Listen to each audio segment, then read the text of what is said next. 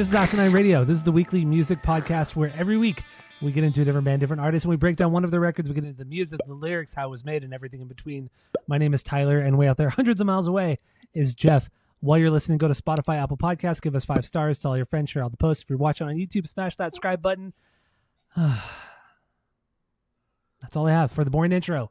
So what are we doing today, Jeff? Go as you're sipping your beer. Sipping the beers. Sipping the beer. We're doing Third Eye Blinds. Yes, we are. Third Eye Blinds, 1997 debut record. Iconic. And this is the end of 90s season. We are wrapping up 90s season with Third Eye Blind. It's been a long season. This is probably one of the I think this is the longest season we've ever done on the podcast. Because it started with 2 fucking kind of duds. So what, 311? It was 311 and what? Oh, Stone Temple Pilots. That's right. Yeah, and then a couple more duds with Marcy Playground and Everclear. Yeah, you're right. Hold on there, dude. But the last two, Presidents of the United States and Third Eye Blind, great enders to 90s. 311, STP, Everclear, Marcy Playground, Presidents of the United States of America, Smashing Pumpkins. And yes, Pumpkins. Yeah, 7 weeks. That is a long season. 90 seasons. Wow, I love it. And all we did is the same fucking genre. Essentially, is all we fucking just did. I know. And actually, technically, what we're doing after this is a 90s band, 90s album, but it transitions into the next season. So next season, yeah. So anyway, Third Eye Blind. What's your origin story with this band? Go. My mom loved this band, loved this record. She got it when it came out. I've subsequently liked it ever since. She's seen him live. Really? I don't think she's seen him in the Kevin Cadigan era, but she's seen him live a couple times, and she loves him. She's seen him when she was younger, and she had me pretty young, so like younger for her. It's still when this came out, we were 10. Actually, this came on my birthday. It came on April 8th, my birthday. No shit. Yeah, that's great. So I was 10 exactly when this came out. So she's seen him. And I guess in her 20s, right? Like 18, 20. Yeah, she's seen them in her 20s, and then your also mom had in her 40s. At 18 or 19? Yeah. Okay. Yeah. Young stuff. Yeah. Young guns. Dude, by the time my mom was like, I guess 22, 23, she had 2 kids, and both of her parents were dead. That's wild. That's fucking Can wild, you imagine? Yeah. Fuck. That's something. That's something. So yeah, this is just like this Smash. Like those 2 records, my mom has always liked, and I don't know. I've loved this honestly since I was like fucking 10, straight up when it came out. Yeah, nice. All right, so my origin story is Semi Charmed Life. Off this record, they used to play it on Kiss FM. Because back then I wasn't even listening to K-Rock yet. Kiss FM.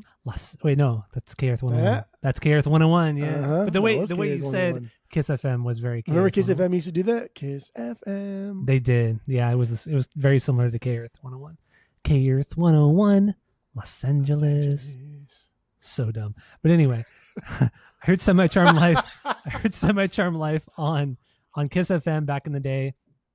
And I just loved it. My mom was never into this kind of music, but this is one of the first 4 CDs I ever got. So my first one was Green Day. I got Alanis Morissette's Jagged Little Pill. I got the soundtrack to the All That Show, and I got Third Eye Blind. Those are the first 4 CDs I ever got. 2 bangers. Yes. Yeah. Absolutely. 1 acceptable and 1 stupid. 1 stupid, yeah. But all that soundtrack. Were you talking about All That, or are you talking about Alanis?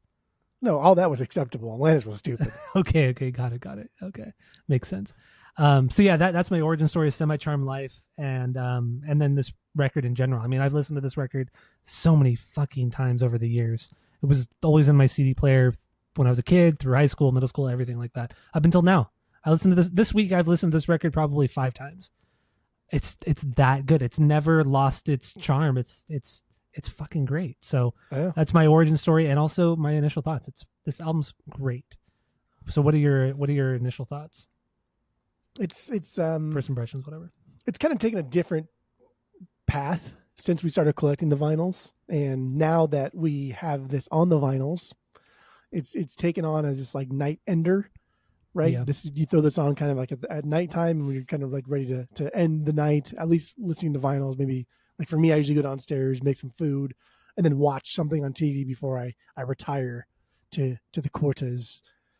And it's kind of taken on a different approach. So I think like what I like and what I expect to get out of this record has changed since we've put this on later at night. Like as a morning record, you get something different than you do as a night record. As a night record, I've now gravitated more towards the latter half, even though the first half of this record's fucking just as great. But now I'm getting more out of it. I'm getting more out of the second half of this record now that it's become an ender on the vinyls. Right, yeah. And wrapping up the night, winding down. This is certainly this is a great wind down record for me as well. But I mean, this record can be played at any time, and it's great year round. It's a great year round record because there are some albums that you only want to listen to during the summer, only certain albums you want to listen to during the winter, spring, whatever. But this record it defies all of that. You can listen to this record at any time of the year, any time of day. Also, we've done this record once before in a forgotten episode. I think we did it back in 2018, maybe 2019. So very, very long time ago. And I feel like we didn't do it justice. I know we loved it back then and we still do, but it just gets better with age. Yeah, it's too good. Gets better with age. Fantastic record. So let's start with this. Do you have any bangers on this record? Do I have any bangers? Yes. I mean, stinkers. I don't know why I said stinkers. Do you have stinkers on this record? No, I don't have any stinkers. No. How many bangers do you have? I have 14. I have 14 bangers as well. No stinkers. So let's jump into this. Let's get into your 1B, your number one banger. What do you got? Here we go. This was tough. It is tough. There was two songs here that went back and forth because one song I fucking love exponentially, but I still put Semi-Charmed Life as my 1B. Same here. I don't give a fuck, man. I know. I agree. This is my 1B as well. Honestly, when I've gone through, I've got all of these have changed so much over this last week because I'll hear one song and I'm like, is this song better than Graduate? Is it better than Pretty Man? Or do I like this song more than that? Like it's so hard to throw most of these songs over the other because they're all so fucking amazing. But Semi-Charmed Life, it's such a beyond banger, and it is the first song I heard from the band as well. So it's the best one. It's the best. So what do you got on this one? For me, it was kind of the same thing. It was starting with like Losing a Whole Year and then Narcolepsy. Like, okay, is Narcolepsy better than Losing a Whole Year? Which one is better? Okay, done. Here's where we put those B's. Yeah. And then Semi-Charmed. Okay, that's better. Yes. And then I had to go through every single song. Okay, is this actually better than this song? But is it better than this song? Okay, I can squeeze it in there. So I was more meticulous in placing these songs than any other band that we do on the pod, except for Blink. Like that's the only other band that I go through this much trouble of placing these songs, and that's just because it's fucking fun and silly to see those rankings. That's true. But yeah, Semi-Charmed Life. This is this song is like goofy and cheesy and amazing in like all of the best ways. Like this kind of like goofy 90s hip hop type delivery thing.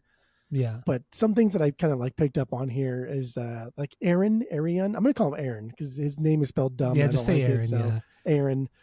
Dude's got some real slick parts. Like he really does. Keeping pace and driving this song forward in a way like I never realized. He's very, very funky in his riffing, but it's like it's smooth enough to mask it for top 40s radio play.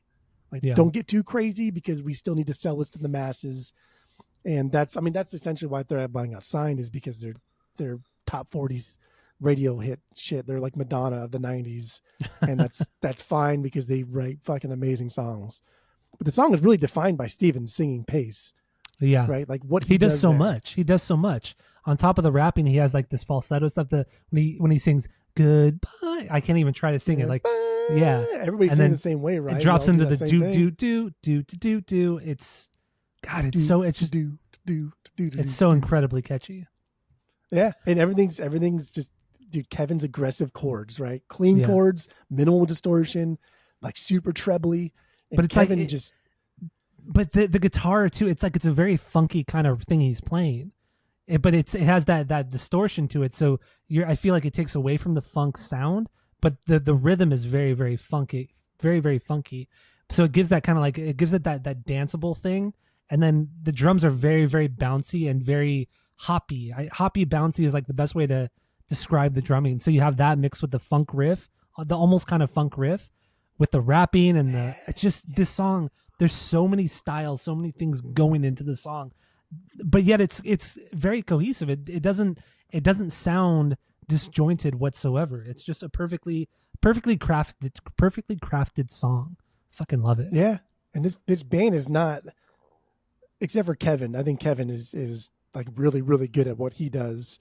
But Brad Wilk and Aaron, they're both good. They're both good at what they do. They're not fucking, they're not reinventing anything, but they're both pretty goddamn good. They're both solid good rhythm musicians. section. What is Brad's last? It's obviously not Wilk. I don't know what the fuck his last name is. It's just I will never forget Brad because it's also Wilk. Brad Hargreaves. Hargreaves. There you go. Sounds like a bad guy. Sounds like a villain in a fucking Marvel movie. It kind of does, huh? Yeah. I think there's a villain in Jessica Jones is one of the villains. Is like something Greaves. Brad Hargreaves, and then Aaron Salazar. That's also kind of like that last name Salazar. It's very kind of evil villain as well. You know. I was from if you ever watched 24 with Kiefer Sutherland, one of the that's just stupid. It's true. It is. I didn't like it when it came out. I didn't like when it came out, and then I watched. And then you made me watch an episode when I was out there like a year ago, and that show is not very good. Out of context, I showed you one episode. Yeah. Which one? The one where he points a gun to his partner's head and he's going to tell him he's going to kill him? That was big from the Salazars. That was the bad guy in season 3 with the Salazars. They were like the cartel. And Kiefer Sutherland held the gun to his partner's head because his partner's like, he was undercover and the cartel guy was like, if you don't kill your partner, then we're going to kill both of you anyway. And so he held the gun to his partner's head and he clicked it. And for all intents and purposes, like, he just killed him. And so later on, his partner Chase, he was like, you're going to fucking kill me. He's like, no, I didn't. I knew the gun wasn't loaded based on the weight. And like they both kind of looked at each other and they accepted, like, yes, I know you're full of shit, but I'm going to accept that because you did what had to be done. That's good shit. No, it's fucking cheesy as That's fuck. good right there. How is it cheesy? How is that cheesy? It just is. He knew, like, they both knew that was bullshit excuse. They both knew that. They both knew that when he pulled that trigger, he thought he was going to kill him. But when he said, I knew there was no bullets in it because I could feel the weight. They both knew that was a lie. But you had to say something. You can't just be like, hey, I was going to fucking kill you, dude. Like they're both a mutual respect there based on that lie that they both knew was a lie. That's good shit right there. It's something. Anyway. Yeah, that was quite the rant. Don't be saying fucking 24 it's not that great of a show. It's not that great of a show. Well, you went from bad to not that great. So we're getting there. Okay, it's bad. No, it's whittling bad. away. No, I'll go back to what I said. It's bad. It's not a bad show. It's a bad show. Anyway, continue the joke. Semi-Charmed Life. I don't know where we were there. I don't know either. Oh, it was the fact that like everybody except for Steven and Kevin are just like, they're good, but they're not great. But Steven and Kevin are great at what they do. But I think this song over everything else shows everybody at their best. Mm-hmm. That's why for me, like it's number one. Like this is the best bass playing Aaron has showed, matched with the best that Brad Wilk has done drumming wise on this record, matched with not Kevin's best performance. But this is the first time, actually, maybe this is the only time on the whole record where Kevin lets everyone else just be their best. Mm-hmm. Yeah. Because Kevin's really fucking good. And like his approach to just like, let me just let all my chords breathe, right? He did a lot of open tunings here. He didn't use a lot of like pedals. I think he only used like 1 or 2 pedals at most. And everything was just like, let the chords ring out. How much sound can I get out of just open, clean chords? Yeah, it's true. And fucking slayed. Yeah. You're absolutely right. Slayed. So, yeah, this song, I mean, this is arguably their biggest hit. I mean, it's still played on the radio to this day. I mean, back when I was listening to the radio a lot a couple years ago, when I was at work, this song would always play. It was always being played. It's crazy. What are we, over 25 years on? Almost 30 years now? And it's still constantly on rotation. This song, Jumper, How's It Gonna Be? Probably Never Let You Go as well. Never Let You Go.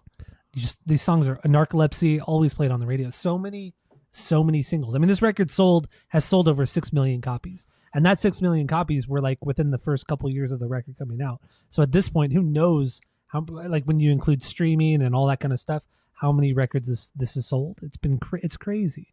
It's crazy.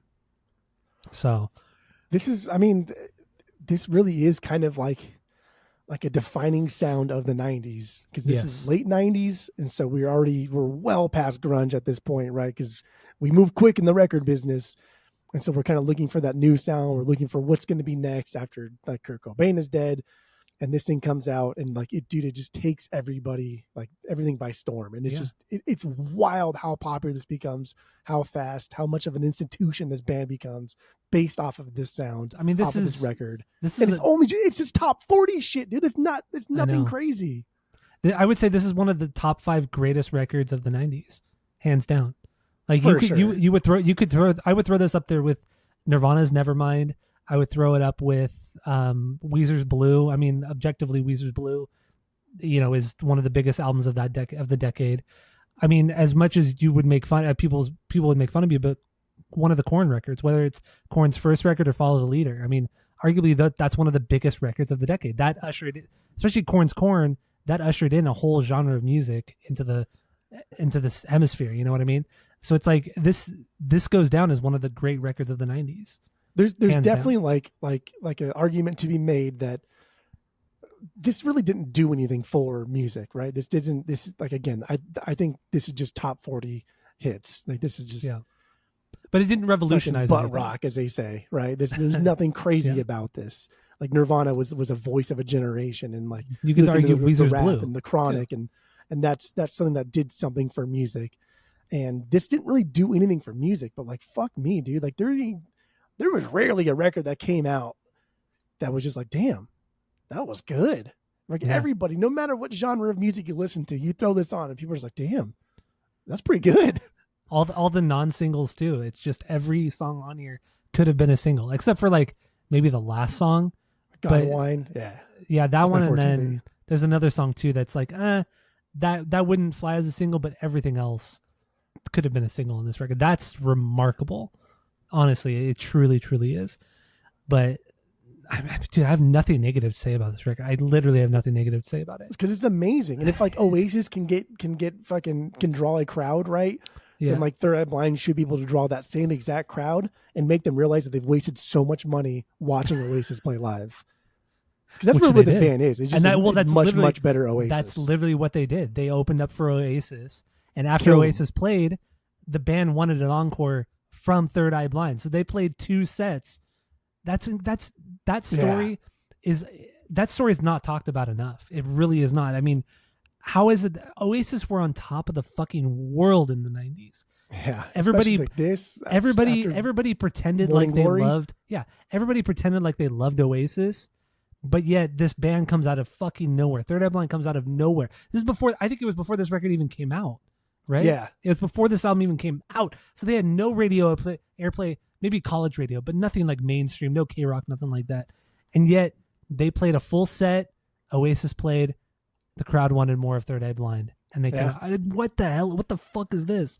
Their whole career, Third Eye Blind in the 90s, their career is so rare. It's so unusual. None of it makes any fucking sense at all. None of it makes sense. Dude, like it's just because everybody that heard their music was like, wow, it's pretty fucking good. Like this is beyond good. Yeah. I don't know, generic. That's what genre this is. It's fucking generic. It's indie rock. Wow. Indie rock at its most generic. Yeah. And but so that going back to that story too, because I read some interviews, and Billboard did an interview too with Steven and Kevin on the 20th anniversary, so 2020, but not 2017. Together. But they weren't together. Yeah. But so like butts for booping, dude. They are. It took me like 3 different clicks to realize that the Billboard interview that they did with them, Kevin and Steven were not together in that same phone call. Because like Sylvia Rhone was there, and they talked to them, and then because the reason why I figured it out was because throughout the interview, Steven would never mention Kevin's name unless it was absolutely necessary. And I was like, what the fuck? Like that's weird not to see like my friend right here or whatever. But then I realized they're not together. So anyway, like in that interview, like Steven had said that the demos for Third Eye Blind is eventually what became their self-titled, and they played the Viper Room at one of their earliest shows, and that's where Sylvia Rhone, the girl that took over Elektra, and then subsequently when Elektra merged with Atlantic, but she was the one like that was kind of instrumental in getting them signed, and they kept going in and out of Epic Records, and then Elektra. And one of the last things that Steven said that got him their big break was he went into the office one last time and he's like, I'm fucking tired of these people just not giving us a chance. Like, I know my music is good. And so the guy asked him, what can I do for you today? You walk into somebody's office and what can I do for you today? Yeah. And according to Steven, according to lore, the rep said, what can I do for you today? And he's like, let us open up for Oasis in Frisco next week. And that was it. And supposedly I said, all right, I'll do that for you. And he did it. And the rest is kind of history. And that was the whole thing. And they opened it for Oasis. And then backstage too, there was a story that Steven said where they were drinking beers or some shit. And he tried to throw a beer can, try to Michael Jordan it fucking all the way across the room. And it hit Liam, hit one of the Gallaghers in the head. And he flipped his lid and was like, who the fuck are you? Whichever one is known to flip their lid. I think they both do. I think they both do it. They're one both of them's a little bit more. They're both fucking insufferable assholes. I fucking hate. Well, they both hate each other for sure. But one of them is a little bit more business savvy and is this is not a good look for us if we just fight all the band people backstage. Yeah. But one of them basically threatened to stab Steven. Don't you ever fucking do that to me again? Do you know who we are? We're Oasis. And then went so far to say so you're band of shit. So you're never gonna go anywhere. And then that's when they opened up for Oasis that night. And again, when we went to the rankings. That's what Blue suffers from, is that drive, that passion. And this was before they released their first record, and they come out and they play a set opening for Oasis after Morning Glory, right? So we already have the massive fucking hits of Champagne Supernova's already out, and the world is just holy shit, because it's still a catchy fucking song. It's still a catchy song. Dude, I hate this. I hate this Oasis love. I hate that people like Oasis so much. They're not that great. I don't like Oasis. I know you don't. You think Champagne Supernova is not a good fucking song. It's a catchy song. It's fine. It's a fun little swing. Fine. It's cute. It's cute. But yeah, they open for Oasis and then blow them out of the water, and they have an encore, and they come back out and they get another big fat check, and that's it. They become Third Eye Blind, but they never recapture that passion because. After they record this one, and they start to hate each other, and Steven Jenkins. Well, they hate each other from the front, from the beginning, while they were recording this. I think probably that specific show when they went on that stage, and they probably realized that damn, we are really really good. I know my music's good, and in a band you should believe in yourself. In anything you do in life, you should believe in yourself. But when it gets to be like vindication, oh, now see, I told you I am good. And Steven Jenkins probably took it to the extreme where it's see, fuck you. I told you I'm good. Not we're good. I'm good. And I think that first show is probably when it started to go downhill. Yeah, it's possible. Yeah. Cause they're never the same after that. Even when they're recording this stuff, right? They were fighting. Yeah. Cause I watched several interviews with Steven. I didn't watch any with Kevin. Just because I don't know. I don't know why I didn't watch any with Kevin, but I watched a few with Steven. I watched the Rick Beato interview that he did a couple months ago. I watched the one he did with Ted Stryker on Tuna on Toast, from 2 years ago, and then I watched some random things over the years. But yeah, it just seems like from the start of the recording process of this record, it was just him and Kevin were constantly at odds with each other. And during the interview that Steven did with Stryker on Tuna on Toast, he did not bring up Kevin's name at all. Yeah. But with the do you watch the Rick Beato one? I assume you do. Yeah. So on that one, he brought him up a couple times. Only because Rick pushed him. Yeah, Rick kept pushing him on the whole Kevin thing, and he brought it up, and he's like, we did some good. He pretty much said we did some good stuff together, but it was toxic from the start. It was a toxic relationship from the start. But he at least acknowledged Kevin's existence, and he acknowledged his contribution to that record, to this record, and because Rick literally said, "Who, Kevin?" because Steven kept saying the band at the time, the members at the time. It's he was skirting around it. Kevin. It's no, dude. I don't know him personally, but everything I've seen and read about Steven is he's the biggest piece of shit, the biggest fucking pleb that you could possibly work with. Yeah. Well, remember the Jimmy Eat World thing a couple years ago when they toured with them, and Zach, the drummer from Jimmy Eat World, posted on Instagram or on his social media saying, "I'm not going to say who it is, but we will never ever tour with this band or something like that ever again." Yeah, he straight up pretty much called him an asshole. It was very very unpleasant. And that's pretty wild for any band to come out and say like, we don't like this other band is big. Like you have to do a lot of dumb shit for another band to burn bridges. To be That fair, never Jimmy happens. Eat World is notorious for being kind of babies themselves. That's true. Yeah, that's true too. But it's That's not true. just them that say like Steven's an asshole. So Well, and look at all the lawsuits against Steven as well. Dude, Like bro. almost nearly every band except for the drummer, because the drummer is still in the band. Because Brad, I think it's Brad. Brad's been he's Brad the only Hargreaves, yeah, he's the Brad only is the one. only consistent member as well. He's the only one who hasn't sued Steven. Like former Yeah, that's producers, because he wants to management, make a living in a band. He just knows to shut his fucking mouth. literally all the band members that have played with the band have sued him. Management have sued him. Producers have sued him. Like Steven Jenkins has burned every fucking bridge except Billy Corgan, which is so weird because Billy Corgan is also known for burning bridges. But I just saw somebody walk by the door behind you. oh really? Oh, it must have been Tammy. I mean, Tammy's the only one here, so I hope it was Tammy. Yeah, I hear her screwing around. Yeah, I just saw her walk by again. Yeah, she was in the. That's our storage room back there. The storage bedroom.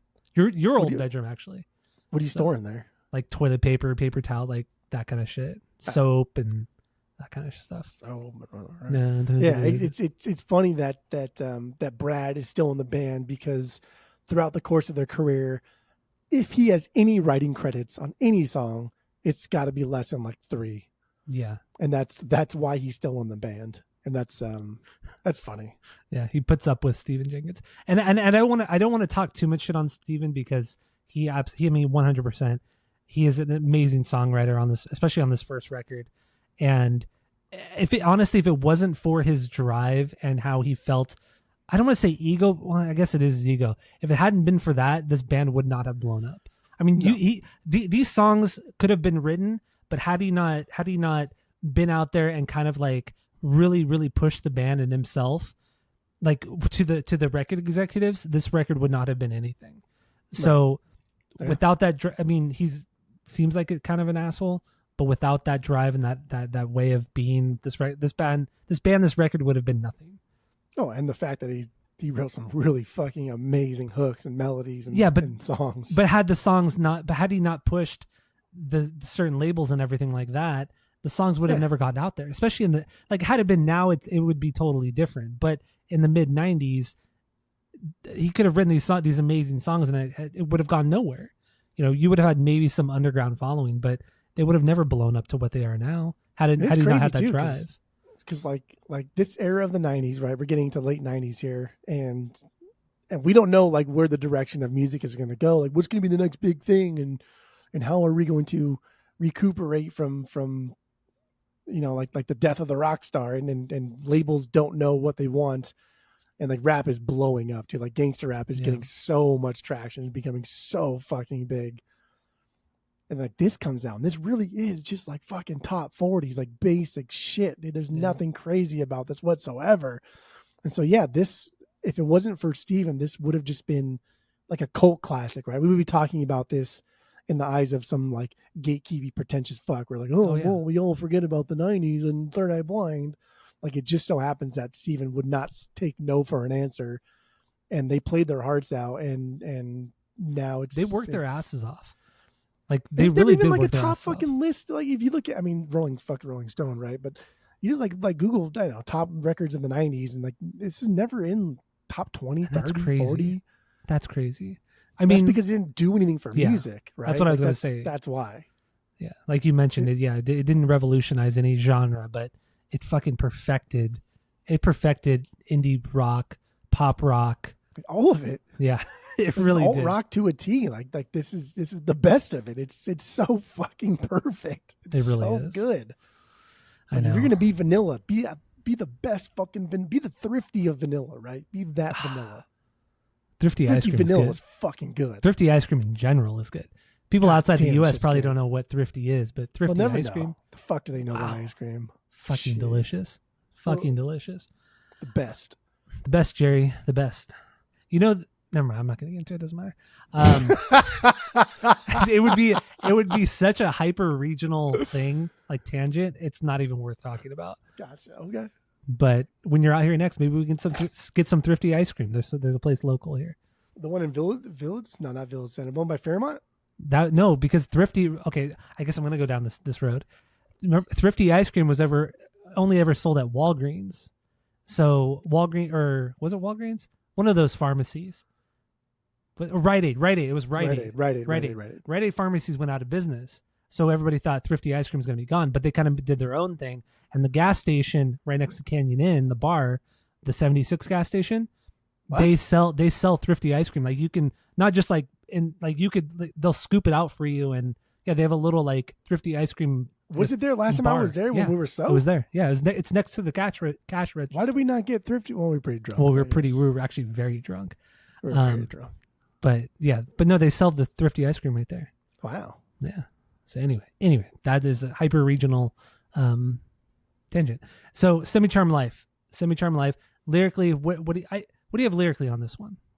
We'll get into lyrics overall, but lyrically, I think he's a good songwriter. Yes. He has messages he wants to convey. I think the word choices he uses are great, and they're everything's great. Everything's good, right? Mm-hmm. But I don't listen to this record for the lyrics. I listen to this record because I fucking love this music. So we'll get into the lyrics, but I have 10% lyric notes and I have 90% lyric or music notes. I'm with you on that one. I think he's a really good lyricist, but that's not a strong point. Yeah, it's not a strong point, and that's not even a diss on him because they are good lyrics. They're fucking good. But the songs, the melodies are just fantastic. So, what do you have on this one? Semi-Charmed Life. Steven had said in one of the many interviews where he changes his tune constantly.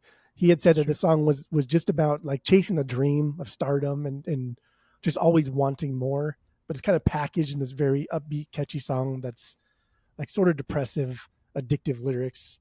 Mm-hmm. And that was just his way of channeling like that chasing the dragon, but it wasn't drugs, it was fame. Yeah, that was it. And the way he compares it is he throws some like analogies and stuff in there, comparing it to like doing speed and sex and things like doing sex. Some people say doing sex. Borat. Is that doing really sex? I don't know. It sounds like something does Borat sound would very say. Borat. Yeah, right.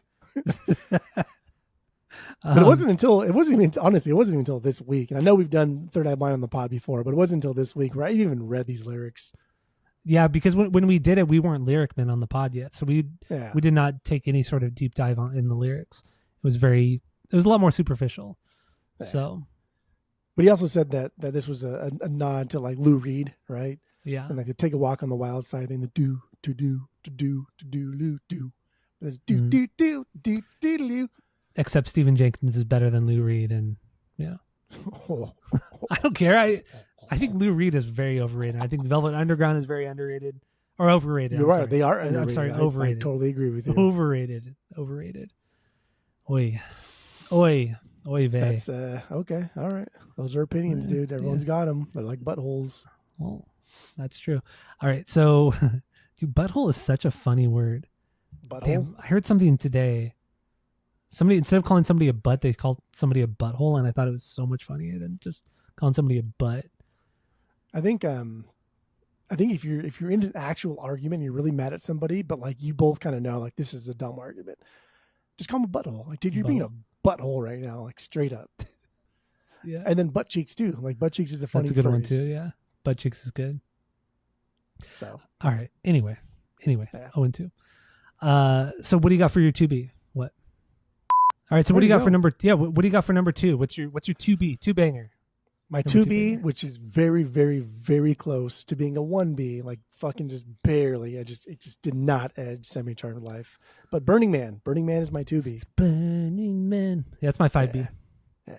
Dude, this song's boss, man. Boss ass right here. Boss. The way he says these words are just they're so like self-deprecating, but also very pompous at the same time. Like he owns these fucking words. Everything that he says. He's just like, yeah, matter of fact, I am a fucking dick, and I know that. I don't give a fuck, whatever. And it's just, I think that's so amazing. Like the high, low, and the instrumental parts, like match with his vocals, are fucking great. Just absolute great. And I think that's all Kevin. I think that's, I don't know. It's weird to read it's Kevin. Who wrote what, when, but based off of like the report card after this, and based off of like how much shit Kevin has talked on Steven and said, I did that, I did this, I did that. I think everything musically we can kind of like assume that it's Kevin directing where this is going. I agree with you on that. There's some really cool kind of wonky guitar playing, kind of unconventional stuff here that gives it this unique feel that you don't hear after the Kevin era. Never ever again. And that's not a knock on Steven, because Steven and they both, like we said earlier, they both are a vital part of this band, and Steven is there for the really great big melodies, everything like that. And just really Kevin is there to add the quirkiness, the weirdness, not weirdness, but just kind of just the exciting part of it. You know what I mean? Like there's got to be a good mixture of both. And that's what this record is. And that's what the song is. The quiet and loud is very, very good in the song, like you said. And just a solid bass line from Aaron as well. That just drives the song really well. The really big kind of, the chorus hits, and there's this also this big airy feel to it, because the way that Brad Wilk is playing the drums, he's not playing like the hi-hats, the cymbals, like he's letting it breathe a lot more too. So it just has this big soaring feel to it.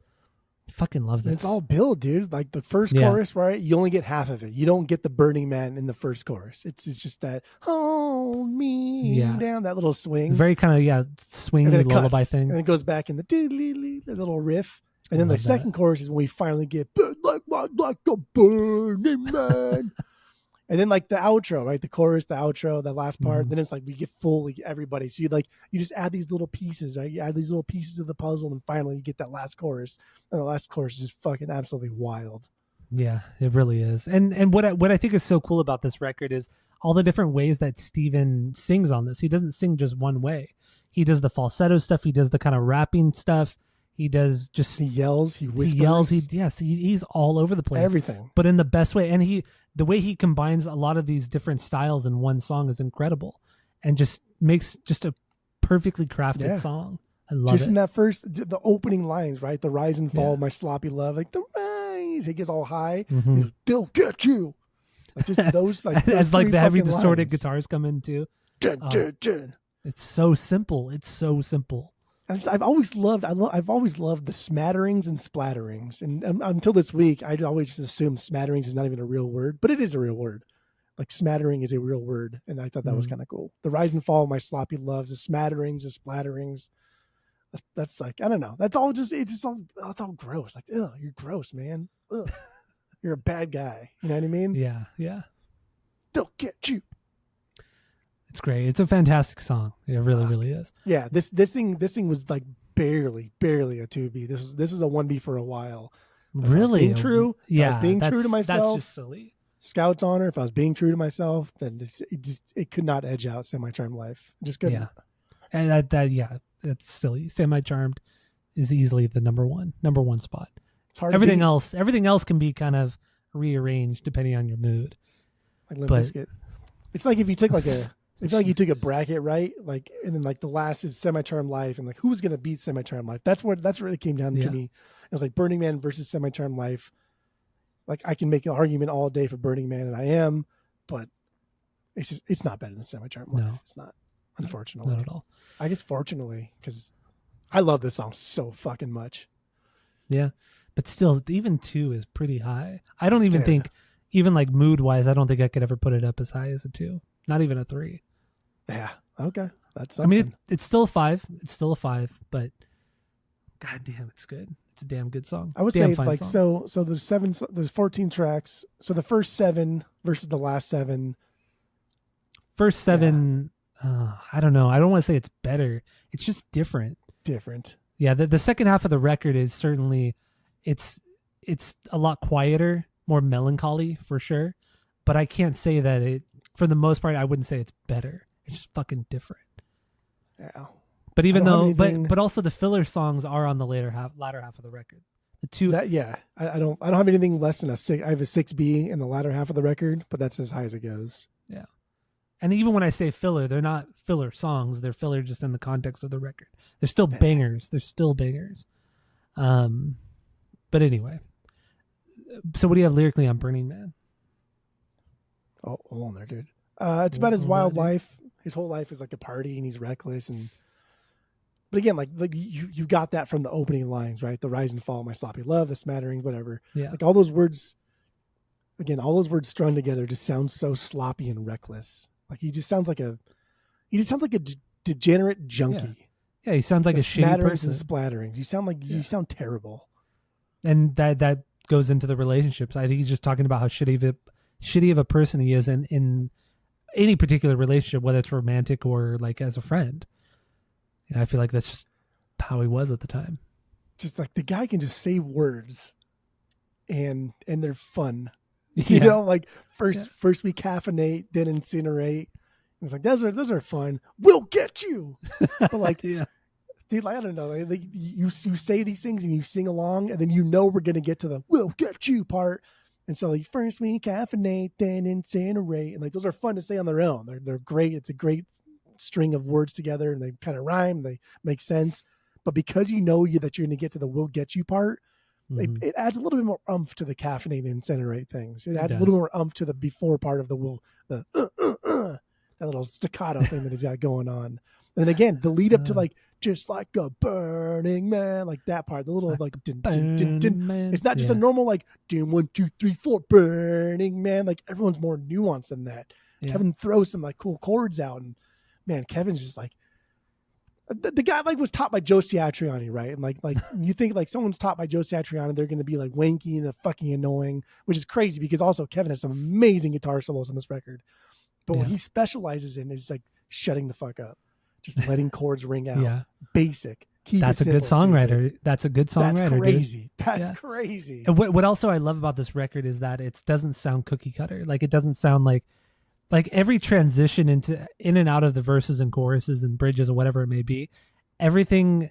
It doesn't sound like it was just dropped into that spot. Like there's always really great transitions, and it's everything. Like you said, everybody is very, very nuanced in what they're playing and what they're writing.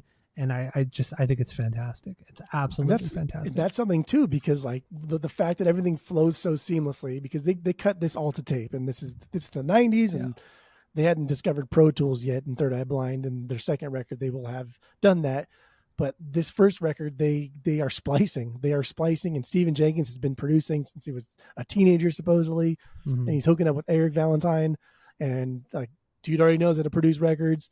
And they're sitting there in the booth, splicing shit together, cutting things together, discovering new sounds that they can do with various instruments. And Eric has already got a couple records under his belt. And so they show up and he's like, hey, you should try this guitar or this fucking thing.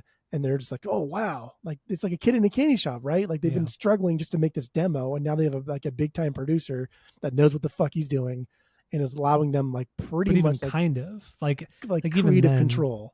Even then, he was still kind of unknown, and which we'll get into in a bit. Yeah. But real quick.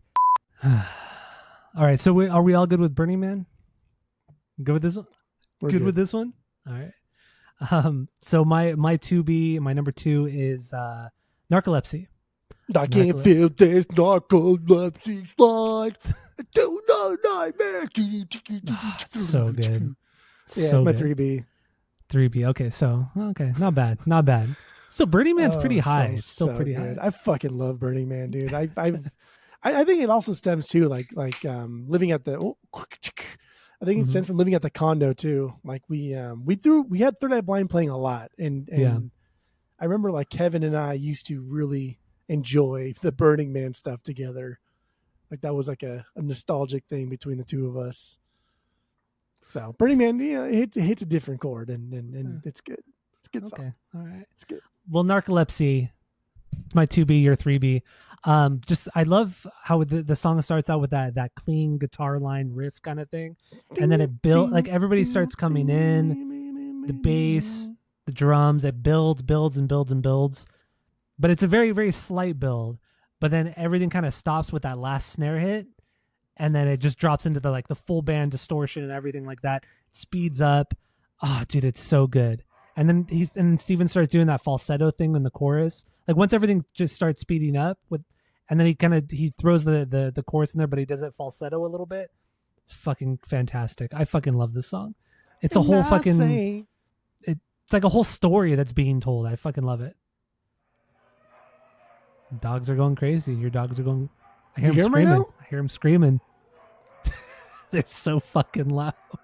That's 4 dogs, baby boy. 4 dogs. 3 of them 1, are 2, like 3, 4. husky German Shepherd, either or. The other one is equally annoying. The other one's just a lady. She's just a lady. But they're dogs. They are I treat them dogs. like dogs. People forget that dogs are dogs. I know, dude. I know. And I treat my dog way too nice. But I whatever. mean, it's not just you. Like people definitely treat their dogs like they're not fucking dogs. And I think it's hard. It's hard to not do that. It's easy to fall into that trap of making your dog a part of the family and treating them as a human, right? Because it makes you feel good because you think they're feeling good, and it's just like, I don't know. I've never had a dog till now, so I don't. Yeah, I know. Like if it's up to me, I would let my dogs like fucking chase like gophers and shit and eat that for dinner. But that's not gonna happen. So yes. Whatever. Narcolepsy, yeah. Narcolepsy, right. yes. That opening, just like the opening chord, that and that's just like, again, open chords, easy stuffs, right? Mm-hmm. Perfect tone by Kevin. Just setting that stage ever so perfectly, ever so slightly, building that chord progression. Like you already feel like we're going to get someplace. I feel like even if you never heard this song before, when you hear him play that chord progression, you know, like, okay, at some point, I feel like we're going to get somewhere heavy, somewhere wild, somewhere squirrely. Yeah. And then that bass line that comes in, like, what the fuck is that? That's the most aggressive wild line. I know. There's a lot of cool it wasn't stuff. even real. There's a lot of cool stuff like that throughout the record. What the hell was that? Like, what are you doing here? 2 tracks in, but whatever. And I love that we get like 2 completely different versions of the same song in the same song. Right. Yeah. The first part of the song is one thing, and the second part of the song is also a different thing after the solo, but it's kind of like the same thing, just presented in 2 different ways. And I think that's cool. Throughout the course of like 4 minutes, we get to hear 2 different songs, 2 different versions of the same song. That's fucking amazing. Yeah.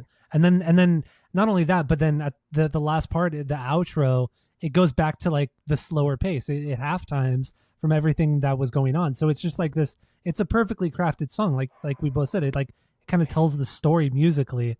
I fucking love it, man. I love that. And that guitar solo, that it's kind of, it's a little bit winky, but it's not Eddie Van Halen winky. You know what I mean? Or anything like that. Yes. It's just, it's the perfect amount of wank. I fucking love it. Fucking love it. It's the type of guitar solo that you would hear and you would think like, what the fuck? Where did this guy? How the fuck is this band have a guy who can play the guitar like this? And then like you hear that solo and you realize, okay, I'm going to focus on the guitar now for the rest of the album. And you realize he's really goddamn good. And then you read that it was taught by Satriani. You're like, okay, I get it. The guy can shred. He just knows that he probably shouldn't in this band. Yeah, he doesn't need to. You don't need to. That's fucking cool.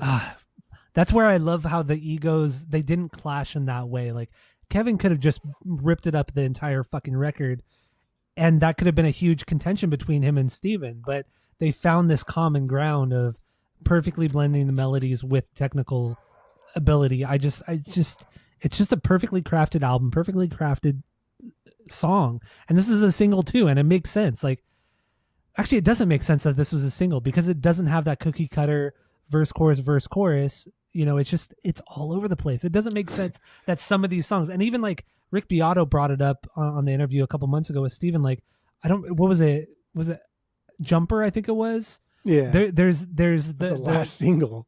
The last single, but it's arguably one of their biggest songs outside of Semi-Charmed Life. I would say Jumper is the second biggest song. Yeah, for sure. Second, maybe the first. But and in that bridge in that song, which we'll get into later, but it doesn't belong in that song. It doesn't make any Jumper sense. has no fucking business being on this album. Well, like, it really doesn't. Yeah. Like, you know what I mean? Like, it doesn't fit the theme of this album. It just doesn't fit that. No, musically, maybe lyrically, but musically, no, it certainly doesn't. But anyway, Narcolepsy. Yeah, like my favorite part, one of my favorite parts of the album is on this bridge. Like how'd you like to be alone and drowning thing? Dude, that's what I was gonna say next. Yes. God damn. Love that. Just like, that's one of my favorite parts of the whole album. Like, fuck, man, you would throw out this like super just like obscure kind of like sad thing, and how'd you like to be alone and drowning? And you put this catchy ass fucking thing behind it, right? Yeah. This is a very Semi-Charmed Life kind of thing. Throw out something that's really fucking sad and depressive, but make it so catchy and so fun to sing along to that right when you realize that, like, damn, that's actually really sad. you get back into that drop that everything pauses and that you get that ultra mega okay drop. Boom! Fucking megaton blast there. It's amazing. So God, this song is good. I've listened to this record several times. Like I said, like 4 or 5 times this week. But you know, when you wake up in the morning, for me, I always have some song stuck in my head. It could be the most random fucking song, but I always have a song stuck in my head or like a hook stuck in my head. But this week, it's either been the "How's It Gonna Be" hook.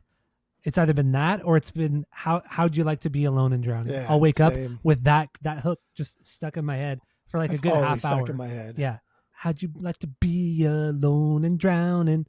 It's just that da na na na na. It's just it's so fucking catchy. I love it.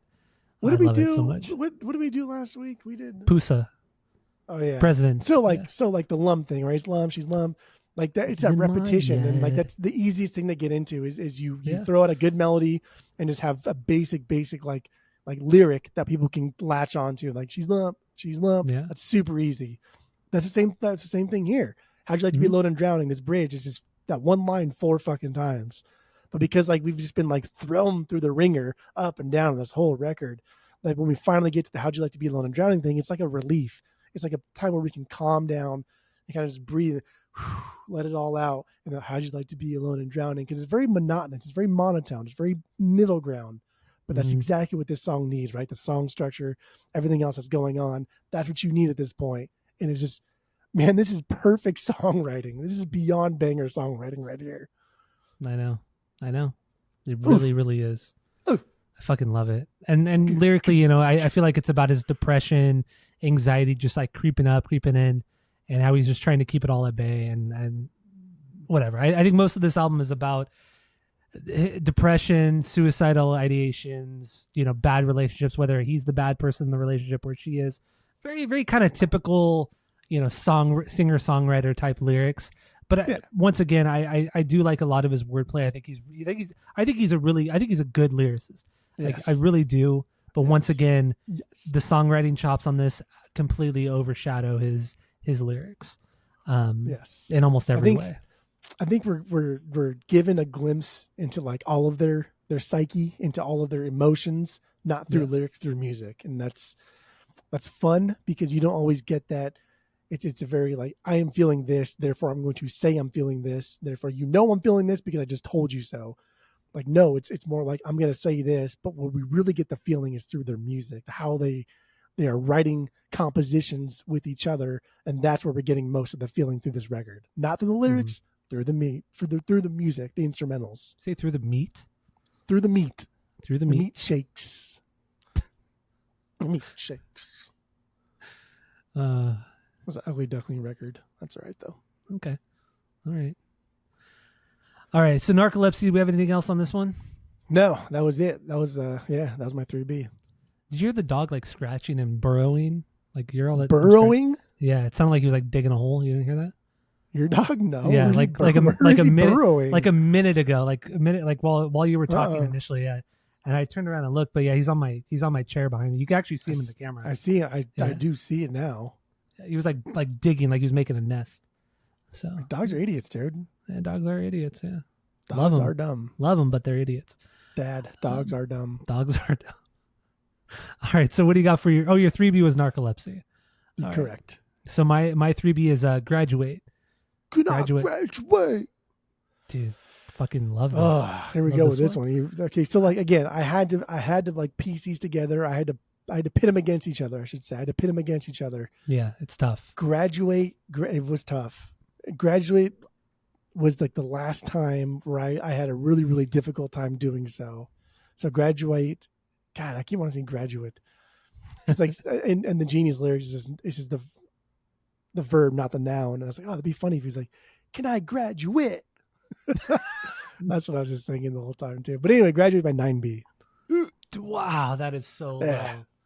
Dude, I had to, and I don't. That's like, what I did. I didn't want to put it. I really didn't want to put Graduate this high. And I would go back to this over and over again, thinking like, there's no way this is better than Thanks a Lot or, you know, How's Losing a Whole be? Year. Yeah.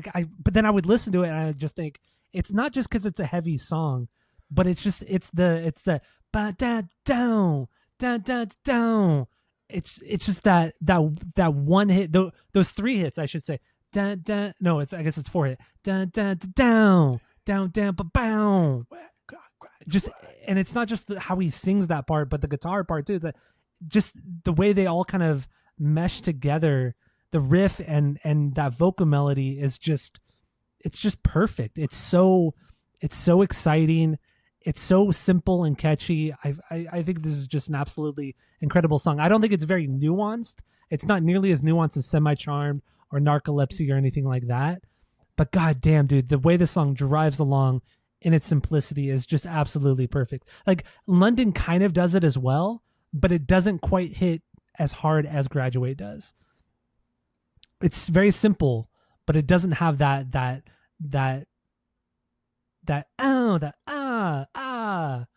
you know what I'm trying, I can't even explain it.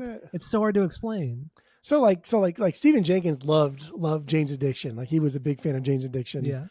And he also Lou Reed too, we talked about, but like he loved Jane's Addiction, how Jane's Addiction can go from like the stop and go thing, right? And like go, and Graduate like always reminded me of like go, right? Can I graduate? Like go, and then everything kind of like unleashes. What's that Jane song?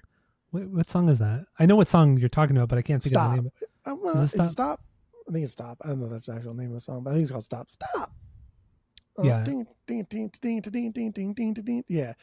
But like so here I think there are some crazy parts that are often like overlooked. So like the second verse, it's echo fading, we can let go. Yeah. Like it's fucking weird, dude. Like the way his vocal gait is weird, and it doesn't match the instrumentals like at all. Like everyone's just doing whatever the fuck they want at this part.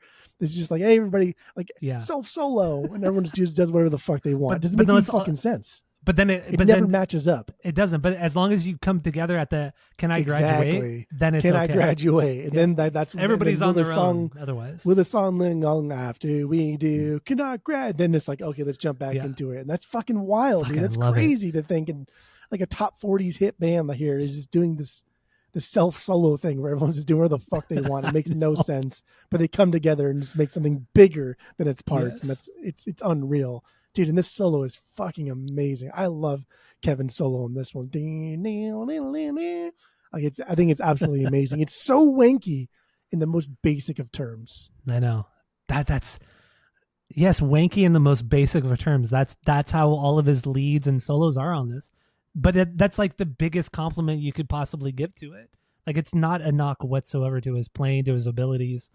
God damn it! I knew how to play to a song. He knows how to play to a song. And also, like, got to give a ton of credit to Brad Hargreaves on this one. Like when I want to graduate, or just the snare, just how what he plays during that part when they all come together. It's so simple. It's so basic. The snare to crash hits. It's just perfect. Everything is just, God, when it all meets together again during that part is just so perfect. Fucking love it. These guys, like, they tried really, really hard. And you can tell in a song like this, you can tell they tried really, really hard. Yeah. And it was like, yeah, like this is a song that doesn't really have like a lot of really interesting Aaron parts. And it's because, like, fuck it. He knows. Like, this is not, I'll hold back on this one. I'll lend support. I'll lend support when needed, and I'll come through when I fucking feel like it. And but Aaron comes through with some good like fuzz bass during fuzzed out bass during the bridge and everything, but certainly he is subdued. Even like the way he recorded some of his bass parts was just fucking wild, and took so much time to really get in there and like multi-track his bass parts to find the perfect sound, even though it's just one little part, one verse of one song of one record. And it's just like everybody really tried their best at this record. Yeah, they really did. They really, really did. Man, I love it. Love this album. Sounds a banger. It's love a the song. banger. So what do you have lyrically on this one? This one is very specific. Can I graduate?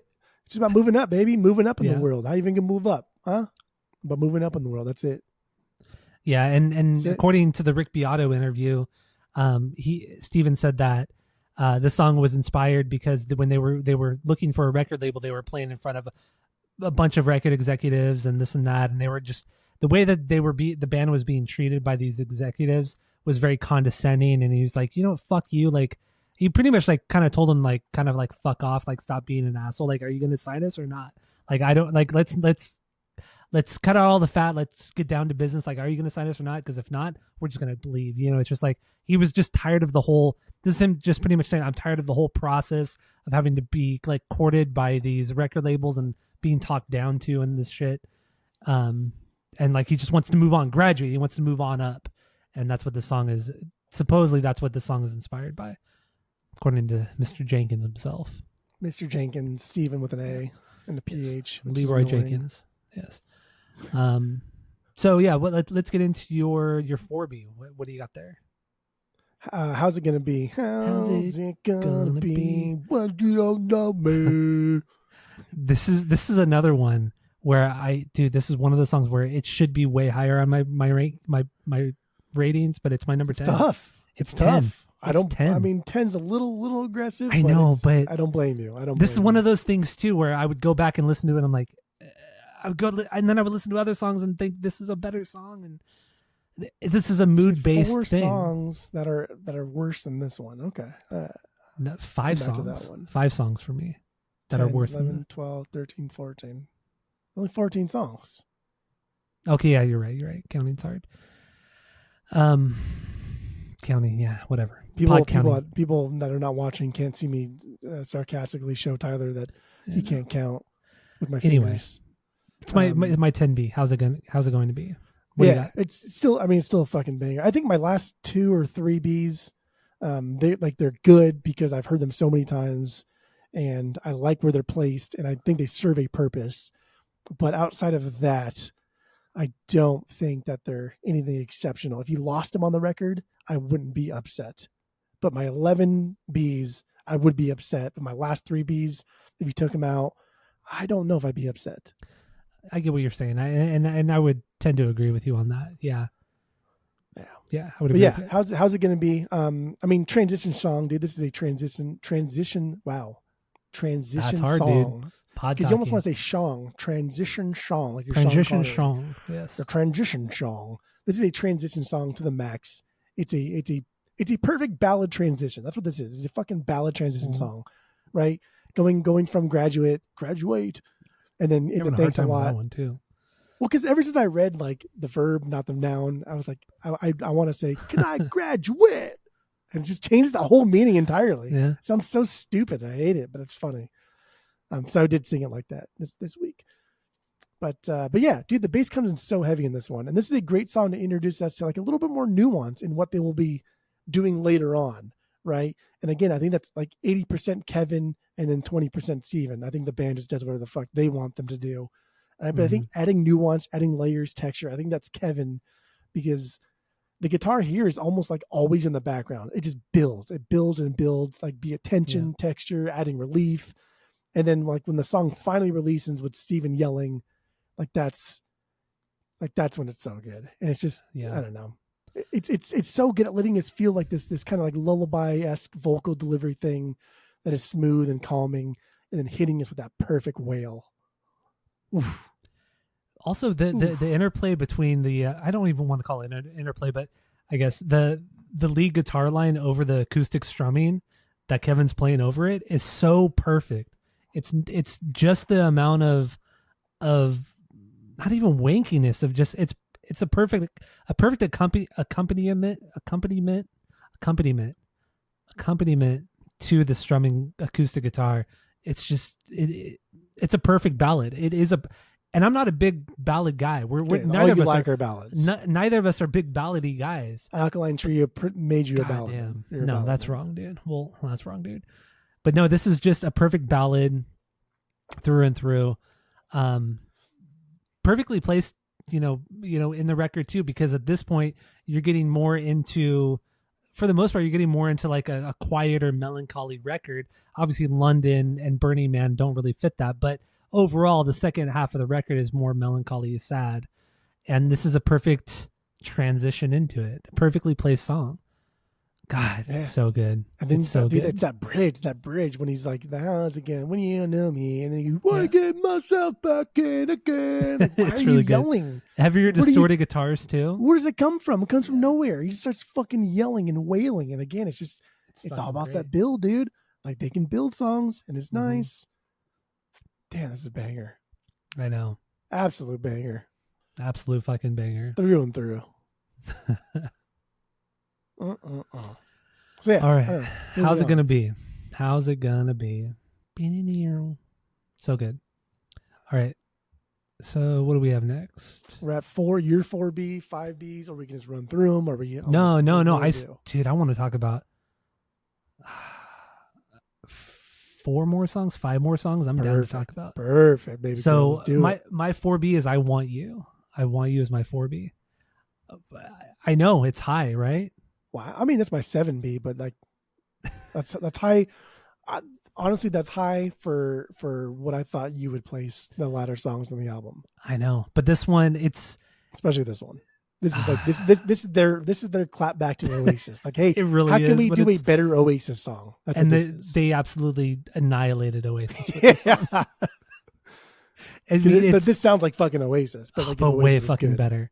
I mean, it's the everything about the chorus makes this song and puts this one so high. It's the do you it's the do you thing, and then not just that, but the way that Kevin complements Steven's melody with his guitar parts, his guitar leads.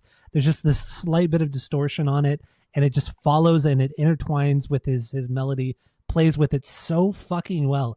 It's remarkable. It's absolutely fucking remarkable. And then he does like this rapping thing, kind of like rapping thing too, on this song. Like it's absolutely a perfect song. But this is the biggest song on the record that made me want to go back and listen to over and over again, just to make sure I wanted to rank it as high as I did. Because it doesn't make sense. It doesn't make sense that it should be so high. But when you listen to it and you hit that chorus, you realize this is just a beyond fucking banger, and it deserves to be way higher on the rankings list on this record than everything else. It's remarkable. Making me want you. I like how he says that too. Oh, it's so fucking Making good. Me want you. Yes, and but it starts off so simple too with the shaker. You know, the shaker.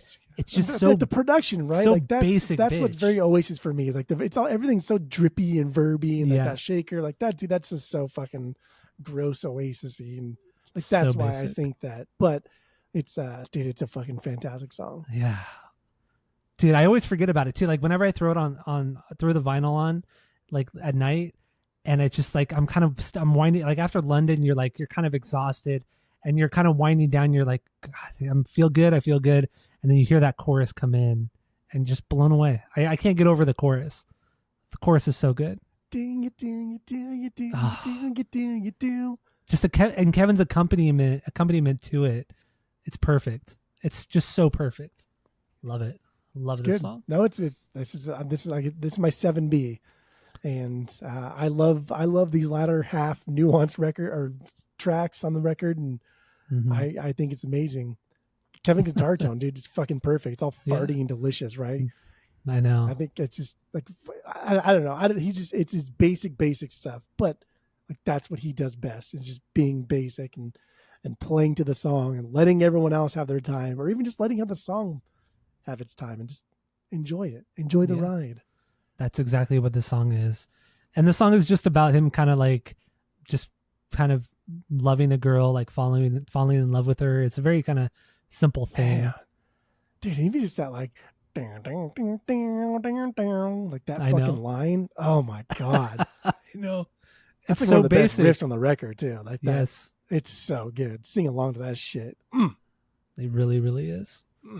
Fantastic. So fucking lazy and shoegazy. You know, that's like Kevin too. He's very shoegazy and kind of like how he approaches playing guitar. Just very lackadaisical, very, very marshy playground. Oh, mate. But it's way better, dude. There, isn't it? Very pavement there, isn't it? Calm down. Man, Skip was so mad at you. Friend of the pod, Skip was so mad at Jeff. Because he missed the whole fucking point. It wasn't like just the shoegaze. It was also like the folk element and the storytelling. And yes, Pavement did like the slacker thing, but they weren't like folk. They weren't storytelling the way like Bob Dylan was, right? The way like Marcy Playground tried to be like a shoegazy slacker Bob Dylan. Like that was the whole thing there, but that's all right. We'll move on. I digress. Innit. I like saying innit a lot. Innit? Like I-N-N-I-T. Innit. Yeah.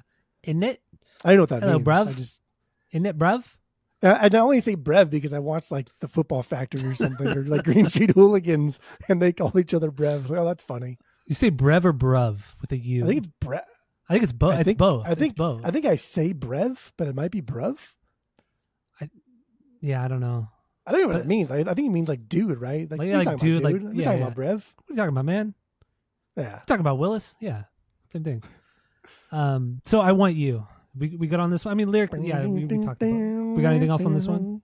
Dude, that fucking riff is so good. One of the best riffs on the record for sure. Oh, I love it. Go to sleep on that. It's almost like there's like a little bit of a wah, like a little bit of a wah. Oh on that yeah, guitar he line definitely too. uses wah. Like But it's so subtle. It's not over the top. I mean, like he's not like Kirk Hendrix. Hammett. Like, it's not like Kirk Hammett, Jimi Hendrix. Wah. Another Satriani Exactly. person. Yes. God damn, that's crazy, dude. Like Satriani has taught some amazing guitar. Like Steve Vai, right? He's probably the biggest person that Satriani has taught. But like Kirk Hammett, really? Like that's. I like how Kirk Hammett never. Kirk Hammett's guitar playing like never took. It doesn't seem like he took anything from Joe Satriani. It's just like no personality to it. Yeah, I love Kirk Hammett though. I really do love Kirk Hammett. He's great as the backup guitarist in Metallica for sure. Like he's backup amazing. Guitarist, yeah, absolutely amazing. Some incredible some incredible solo. Like you think one of the solos in fucking was it Black Album or I mean, okay, is it one?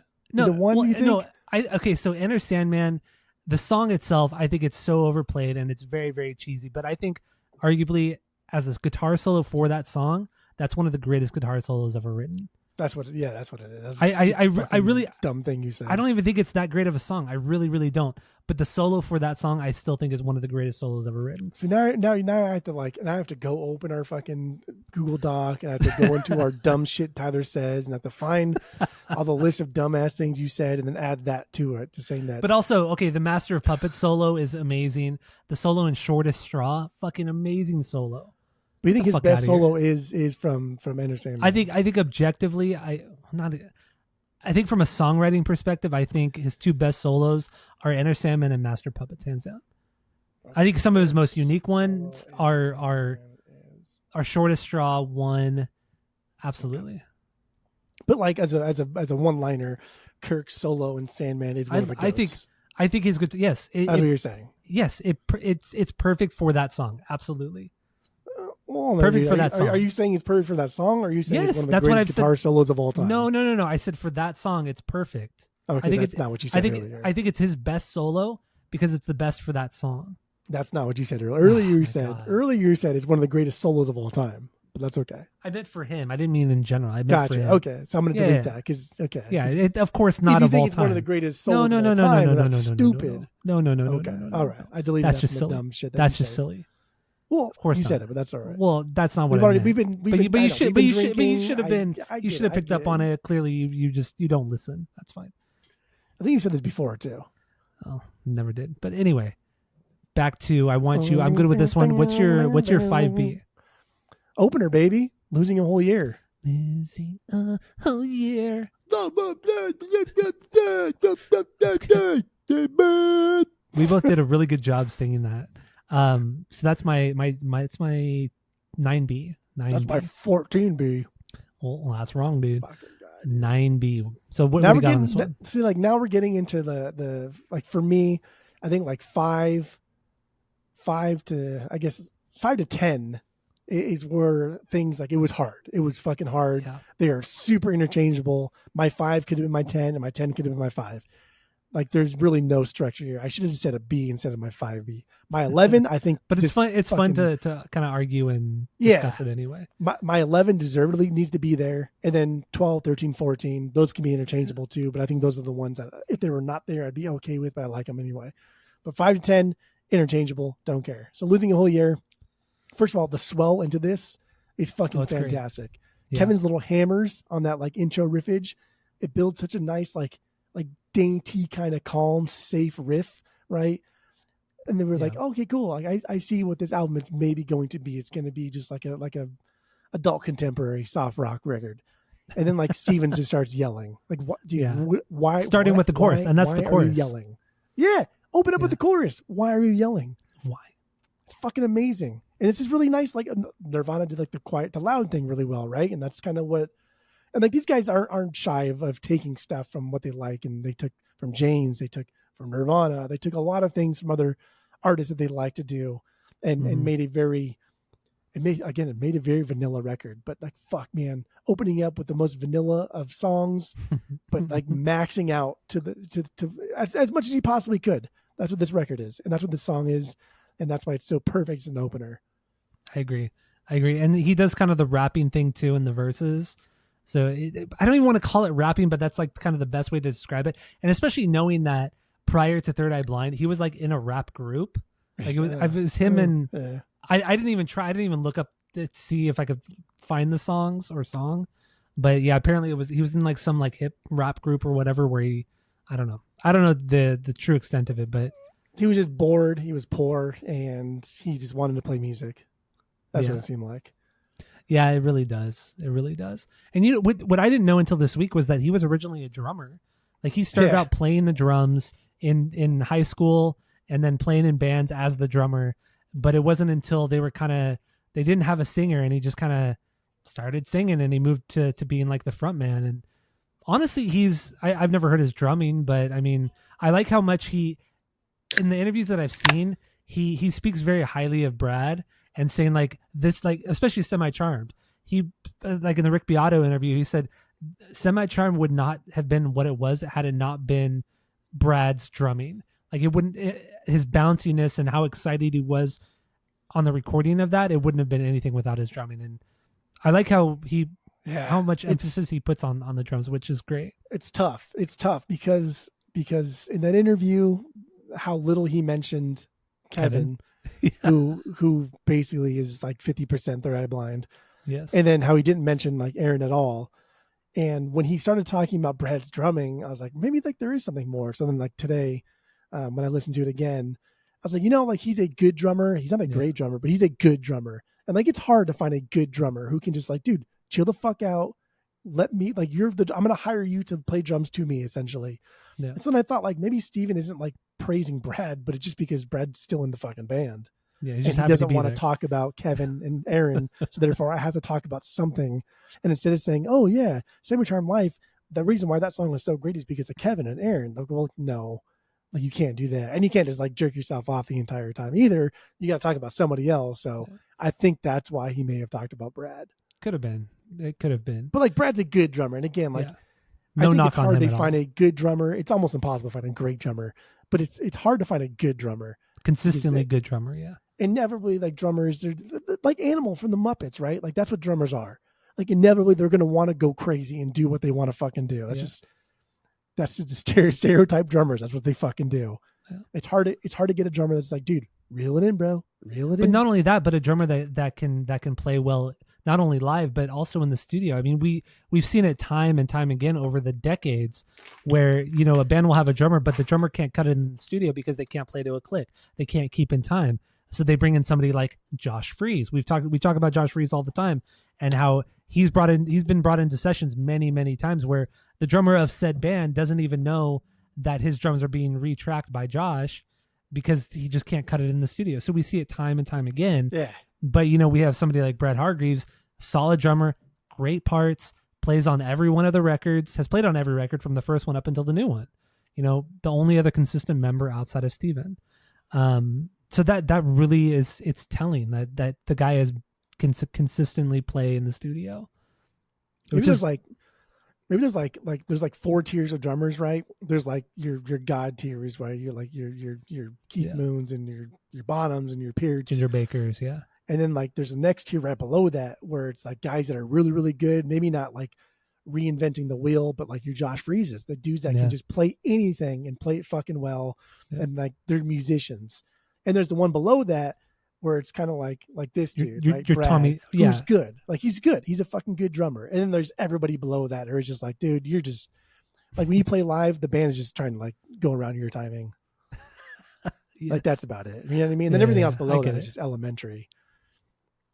I would it's agree so with you hard to break through that up into like that Josh Freese. And like, you're right. Like Josh Freese, like there's a reason you call Josh Freese. You don't just call Josh Freese because he's cheap. Like, dude ain't cheap. He's fucking busy and he's doing other shit. So you call Josh Freese because like, you know, he can get the job done. He's like the cleaner. He's a cleaner. Exactly. Yeah. You don't call Bonham to come over and track drums. Like, no, that's just too wild. He's too out there. You call too much Freese. of his own style, even though Josh Freese has his own style. Right. But I get what you're saying. Like, yeah, you can't throw in like a John Bonham or a Stuart Copeland or Neil Peart into a studio session. You just can't do it. It's just even not like Jay Lane. I would put like Jay Lane in that Josh Freese tier right there. Like, dude's great. He can do anything. You call him and he can track whatever the fuck you want him to. Yeah. He has his own style, well, like, but he's not like reinventing anything. I mean, it's kind of a wild example, but like Terry Bozzio with Frank Zappa, you know, known for his enormous, like one of the biggest hits in, you know, rock music, prog music. But then he joined Korn in 2007 and he played on the Korn record, played like 4 songs on it. And you listen to those 4 songs compared to the songs that Brooks Wackerman did and the ones that Jonathan Davis played drums on.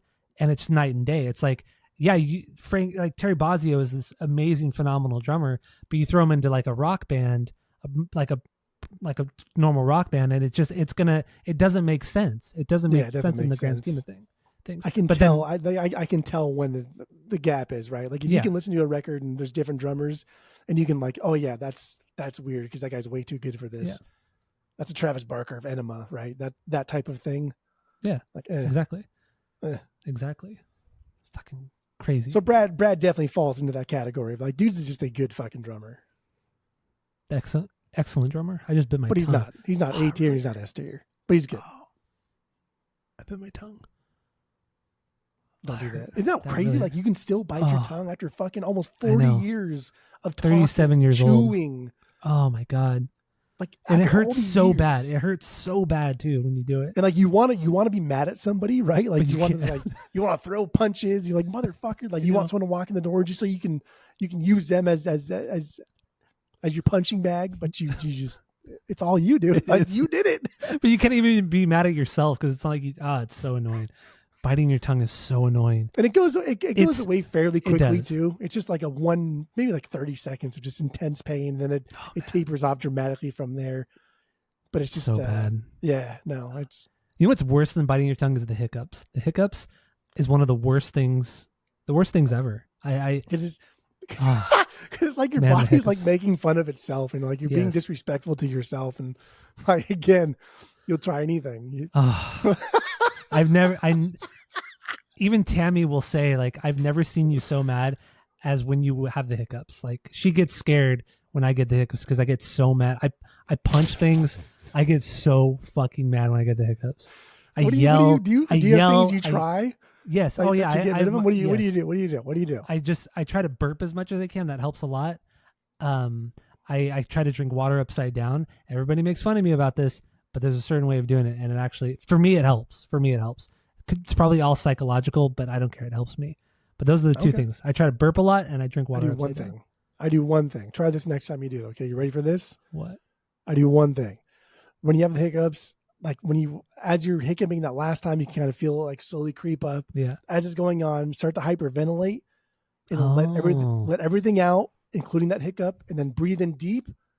And then just slowly chug like as much water as you possibly can. That way it just forces everything. Like you stay closed. Okay. And then after you're done with that, hold your breath for as long as you possibly can. And when I was like diving with Mark and we're free diving and stuff, he had showed me that like you can hold your breath a lot longer than you think you can. Like you're not going to die because you'll pass out or whatever and you'll start breathing. He said, but to a certain point, you'll start to like the blackness, right, will start to go like this as if like things are caving in and you're going to pass out. And like at some point too, you kind of like convulse, like your body's like, I gotta breathe, bro. I gotta breathe. Mm-hmm. Like hold your breath for as long as you possibly fucking can. Like at least a minute. Like if you're not going a minute, dude, you need to work on your breathing skills. Like you should be going at least a minute. Yeah. Gone every fucking time. I've been doing this since I ran into Mark, and he's the one that told me to do this. And that was 15 years ago, probably I guess at this point. Ago, yeah. Every single fucking time. That's a good one. Every single time. Oh, dude, hiccups are telling you. Hiccups are it's because it's your body being disrespectful to itself. Like, bro, why you Why you gotta make me look stupid like that? And then You know and what I then mean? and then what makes me even more mad is when I'm trying to stop it and then I hiccup when I'm like actively trying to stop hiccuping. Or if makes you're me- if you're being mad and you talk and you Yes. hiccup and you lose all Oh credibility. my god. I fucking lose. Nothing makes me angrier. Seriously, nothing makes me angrier than me hiccuping. Or you go like this because you're so mad. You go, "Urgh," but then when I just Yes. you go, Oh, dude. Yes, I know exactly. Yes. Oh, it's making me mad just thinking about it. I get. I gotta hit. I always gotta hit something. I get so mad. I'm not even physical or violent at all, but I get so. you never get mad. You're just again, dude. The fucking fence, man. Yeah, So dude, the I thing love that riding like the puts fence. you over the fence, man. Wow, It's hiccuping. hiccups. It's hiccups. That's yeah, wild. I'd lose my fucking mind. I hope next time you come out here, you get hiccups at some point. If there was like a pill you could drop in someone's drink to get you hiccups, I would do it. But I've gotten to the point where I could stop it. I could stop it really fast. I could stop it very, very fast if I try. But that like 2 minutes of me hiccuping, I lose my fucking mind. Anyway, this is such a stupid tangent. All right, so do we have anything else on losing a whole year? Nope. That's it. No, nothing. Okay, so what was that? Your 6B or 5B? I don't know. That We was only my have a few 5B. songs left. All right. So what's your 6? Oh, well, I got to highlight in red. Oh, There we go. oh, black, dude. 6B, we're going to scroll down. What, do you crack a curse? Cracked Cures, baby. Well, cack, cracked a curse, CAC, cack. A little cat.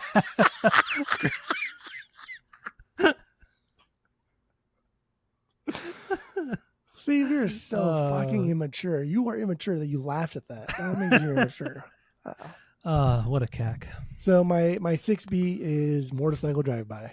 Motorcycle. That's my 8B. Let's get into this one. Okay, good. This one jumped up quite a bit for me because of the Rick Beato interview. So because of how he talked about it, or because when he played it, you're like, oh wow, that's pretty fucking cool, actually. When he played it, the fact that he got up and like totally unexpectedly he just grabbed one of the guitars behind him, and then Rick's like, wait, if you're gonna play it, let's mic it up real quick. And then it cut, and then he mic'd it up and played it, and it's just like, fuck, so sick.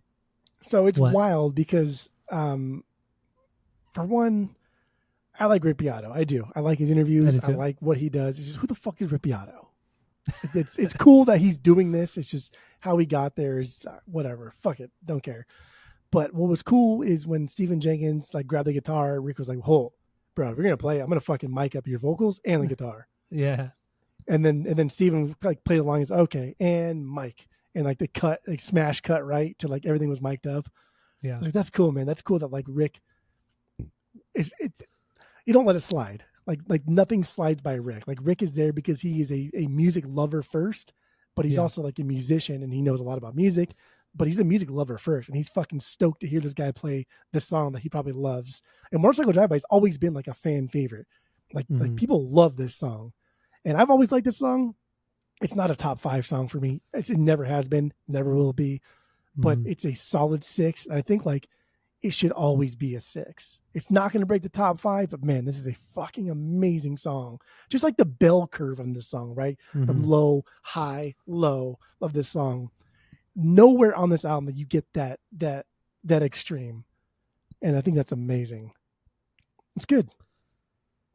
Yeah, I just wish on the record that the song was just all Steven. Like it was just him and the acoustic guitar. Because after watching it on in that Rick interview, it's so much better. Just having him play along and singing, dude. And also, Steven's voice has not changed at all. He sounds exactly like how he did in 1997. His voice is just immaculate. It's crazy. It's fucking nuts. Because he's ugly as fuck, and the way he talks sounds nothing like the way he talked then when he sings. Exactly. Identical.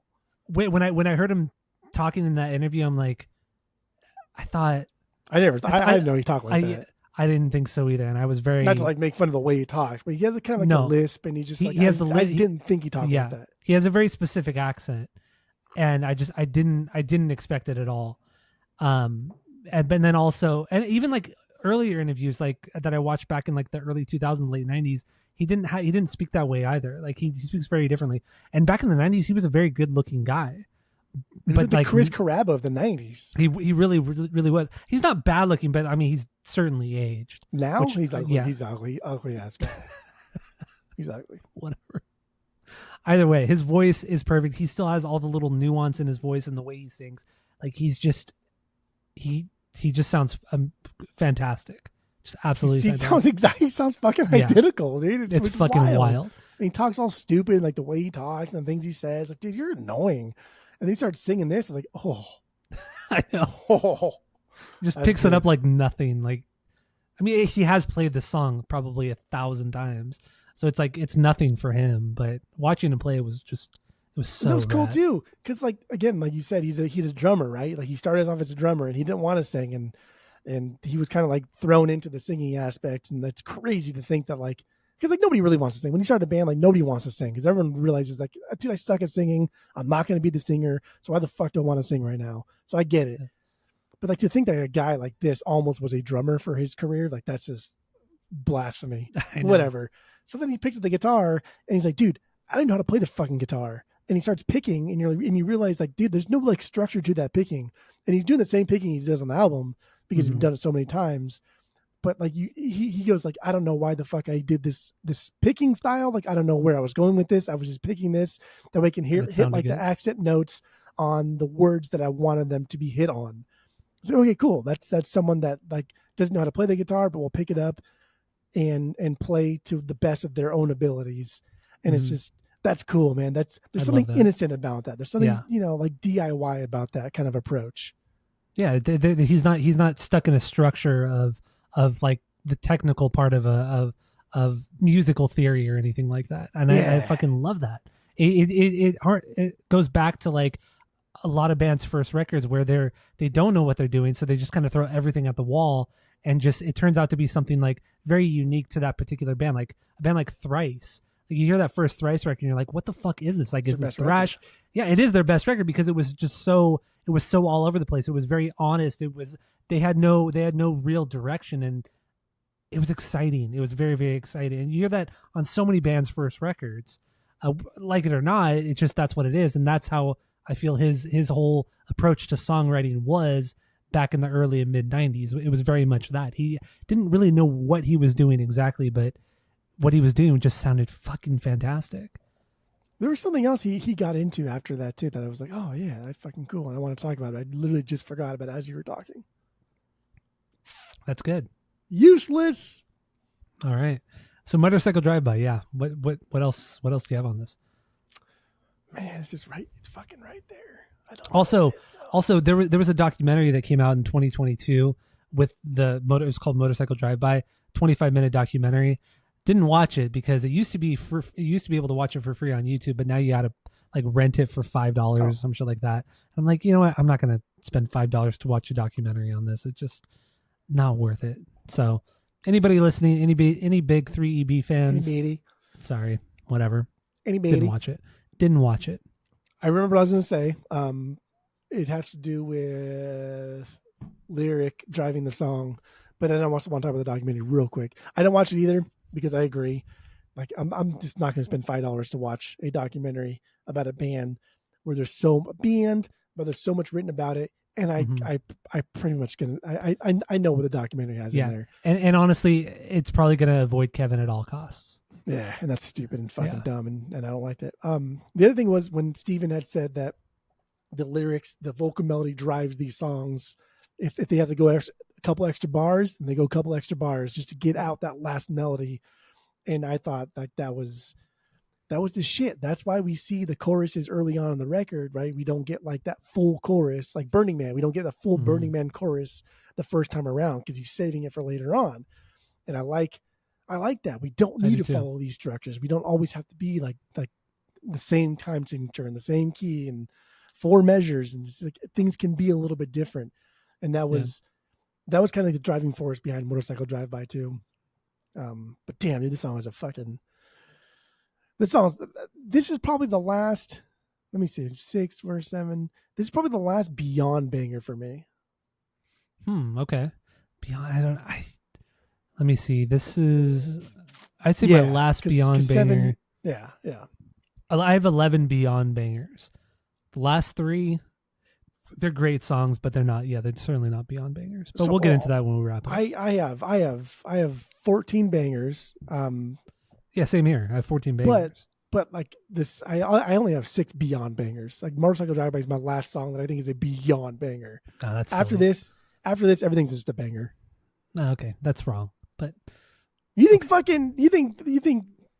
Jumper's a Beyond banger? Yeah. Oh yeah, dude. It is Beyond banger, but it's the last Beyond banger for me. Okay.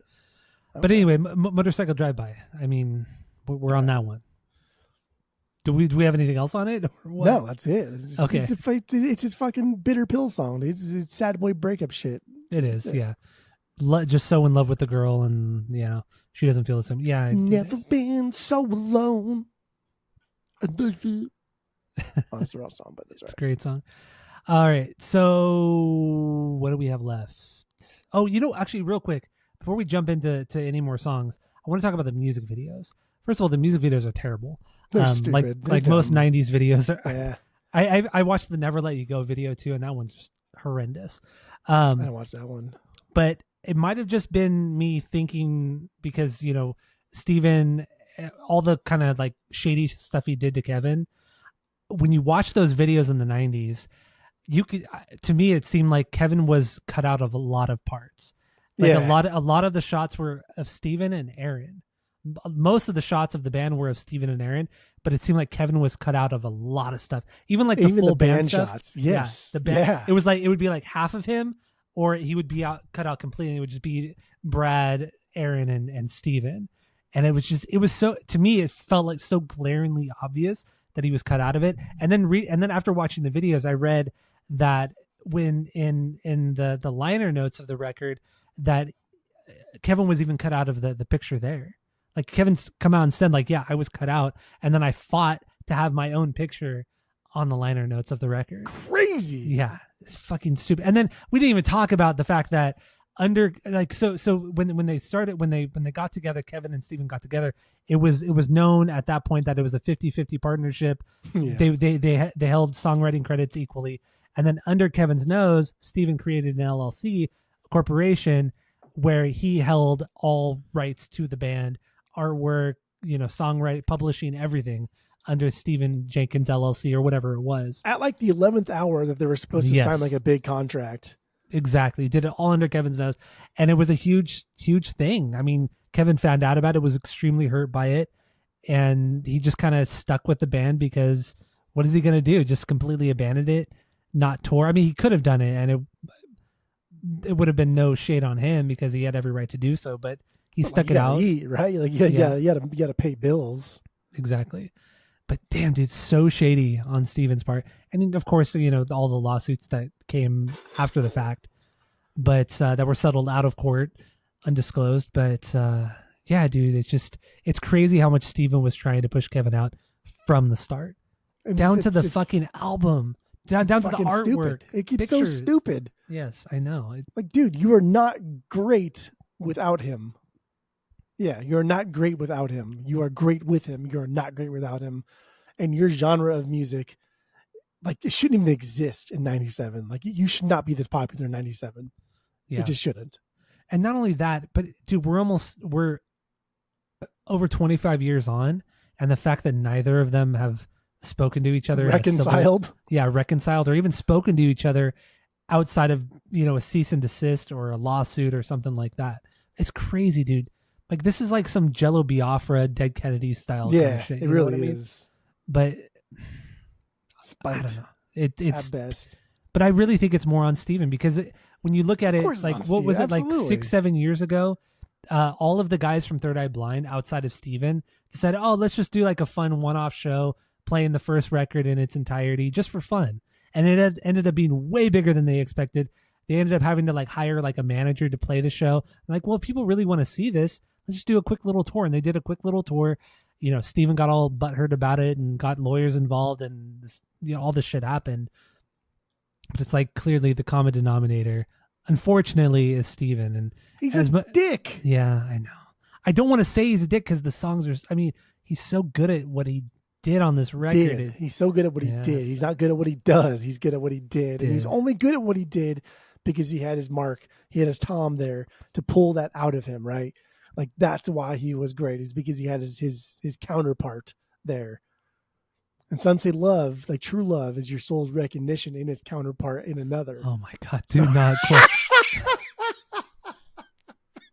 I think that is out of all the Wedding Crashers quotes, we've never ever said that one. Wow. That is the first time. Yeah, wow. We've quoted just about every single line from the movie on the podcast, and that's the first time that one's been There's never been an instance for it to come out. That is terrible. That is such an extremely deep cut from Wedding Crashers. For the true heads out there. The true heads out there. For the true heads out there. The fanboy commentary, man. We got to do it. We got to do the Wedding Crashers it's gonna fanboy be so commentary. Stupid. The amount of times you and I have watched that movie together has been unreal. Okay.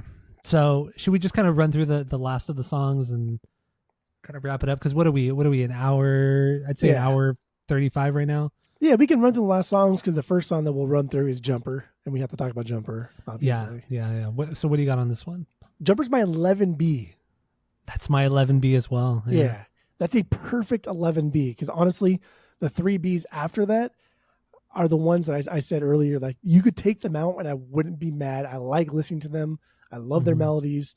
But Jumper is truly, truly the last song that you cannot take out of this record. And that is just because of fucking... Like it's not just iconic. It's a good song. It's a good fucking pop song. It's well written.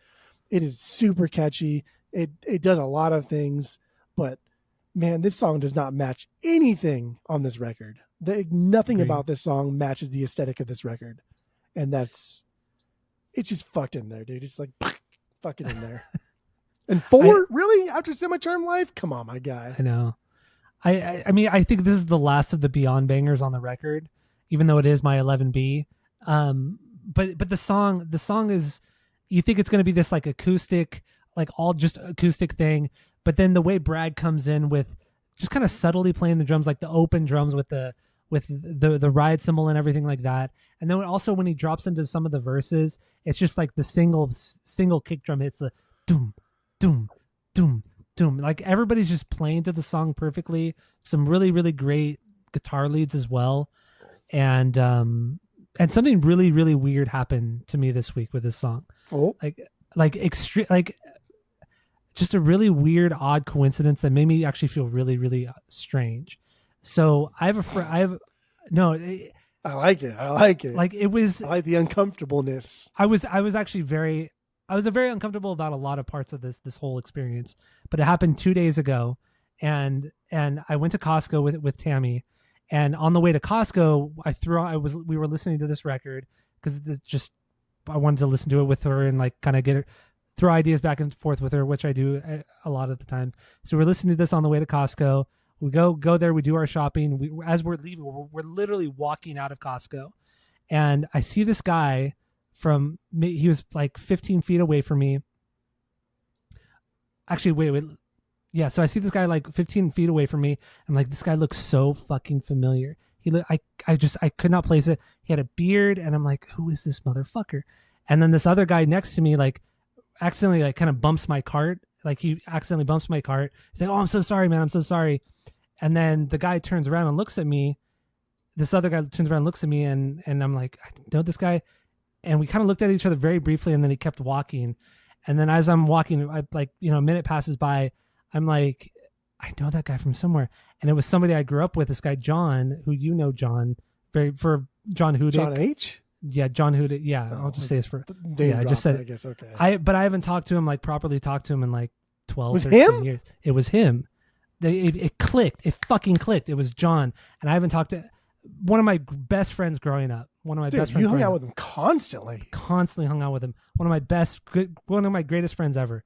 And I didn't recognize him because I didn't recognize the beard. He had this fucking beard. And the guy that bummed me was his boyfriend. And so it was just this weird thing, but we didn't recognize each other.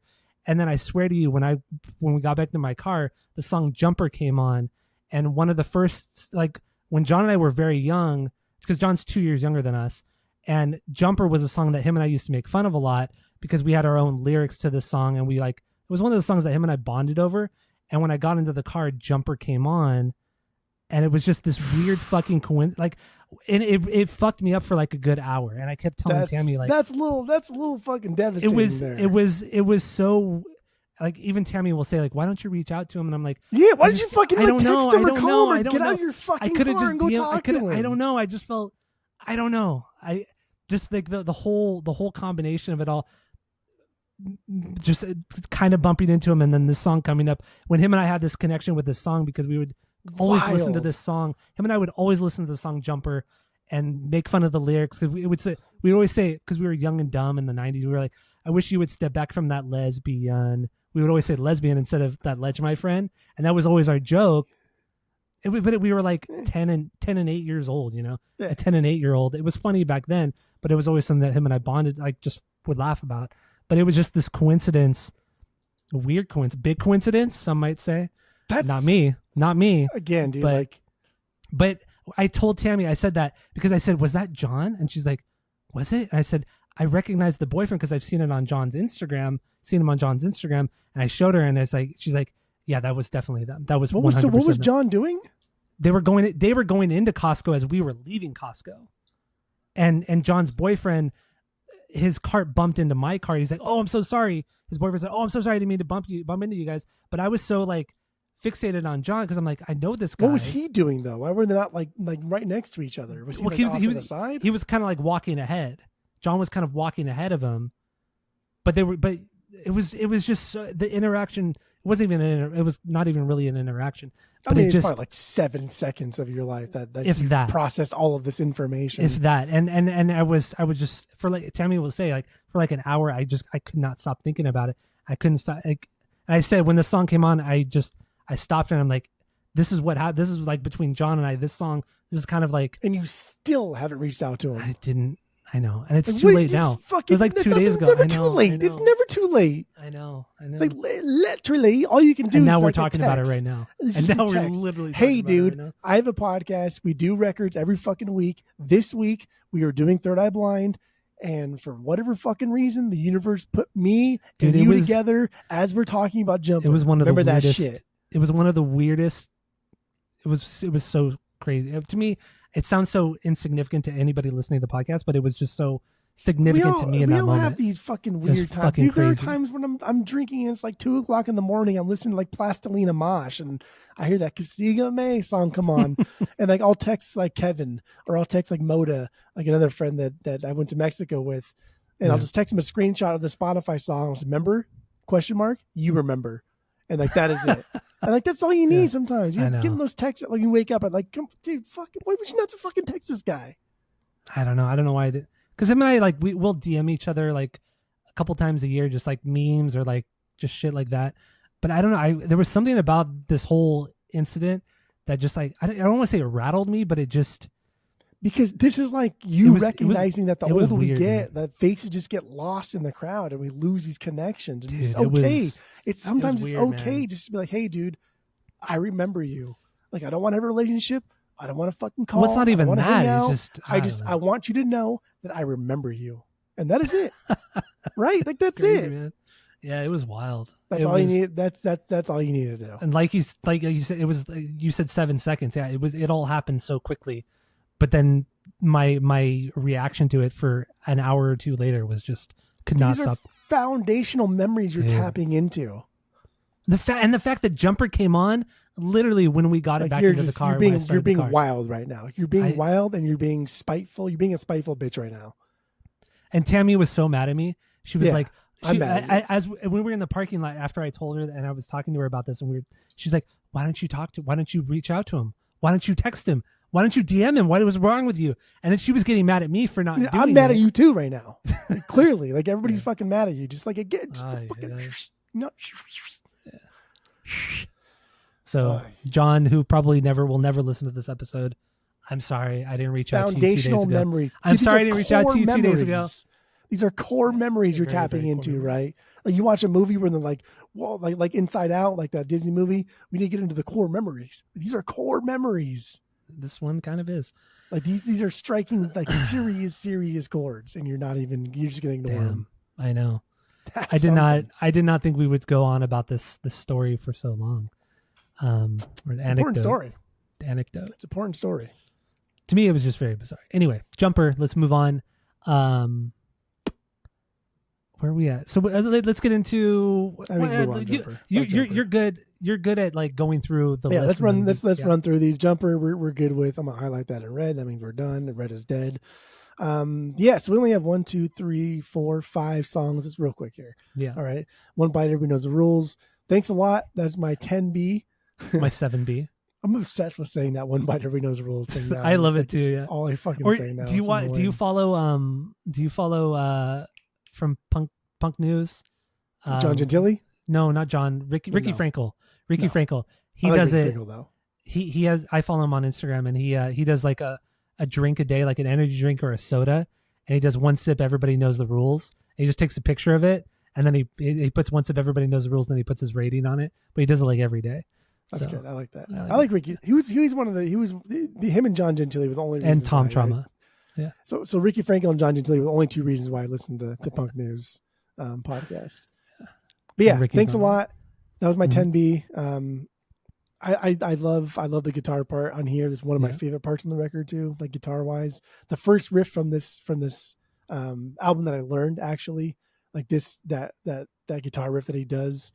That was one of the first things that I learned when I started playing guitar when I was like, I don't know, 14, 15, 16 ish. So that was fun, I guess. I could probably still fake my way through it. Yeah, but it's a fun like mid-tempo jam, and just the way he sings like that falsetto. Thanks a lot. Just the da da da da. It's just the kind of fluctuation. Da da da da. It's just that. Scale maybe. I don't know. I don't know anything about vocals or singing. So yeah, it was cool. It's cool. I mean, the solo is great in this one. God, man, the guy just writes a concise solo. It's fucking amazing. And little harmonics at the end, like the boom, boom, boom. What are you doing over here, dude? Yeah, there's harmonics there at the end. So thanks a lot, 10B. Good for you. 13B, second to least favorite song. Low B definitely for me too. Yeah. Great transition from Burning Man. Super funky. It's cool. Like Aaron's laying down like cool, fun bass lines. Kevin got some cool, funky chord chops. But 13B. This is also I hear like during the verses it has that like quiet kind of ethereal thing. It sounds a lot like what Incubus was doing on the Make Yourself record. Just that it's that I don't know what effects he's using. It's probably obvious to a lot of other people, but I can't figure out what it is. But I hear a lot of Make Yourself on here. Some good bass slides, up and down the fretboard and everything. Some good stuff there. But in the end, it's this would be filler.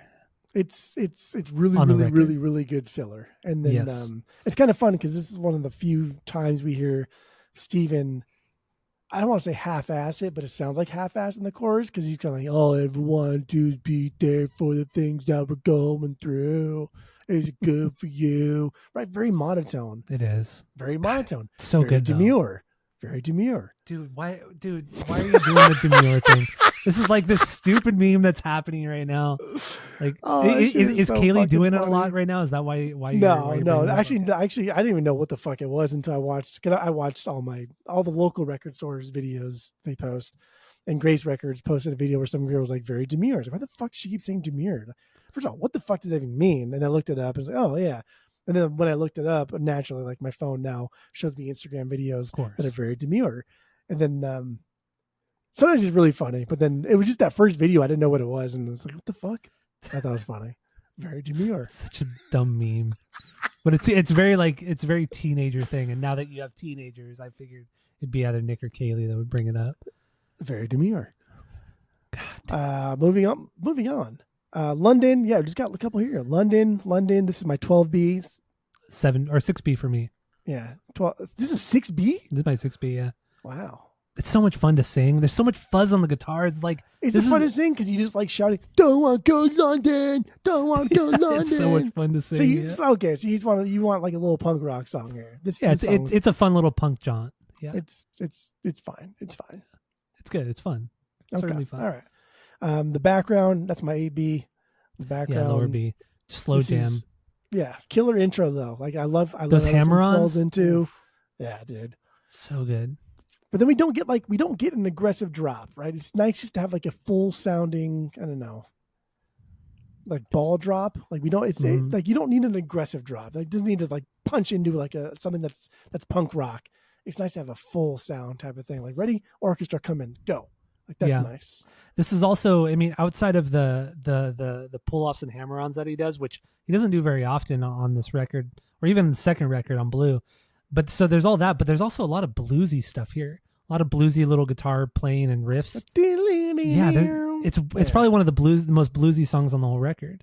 So it's very unique in that sense. But in the end, in the context of the record, it's very low tier B.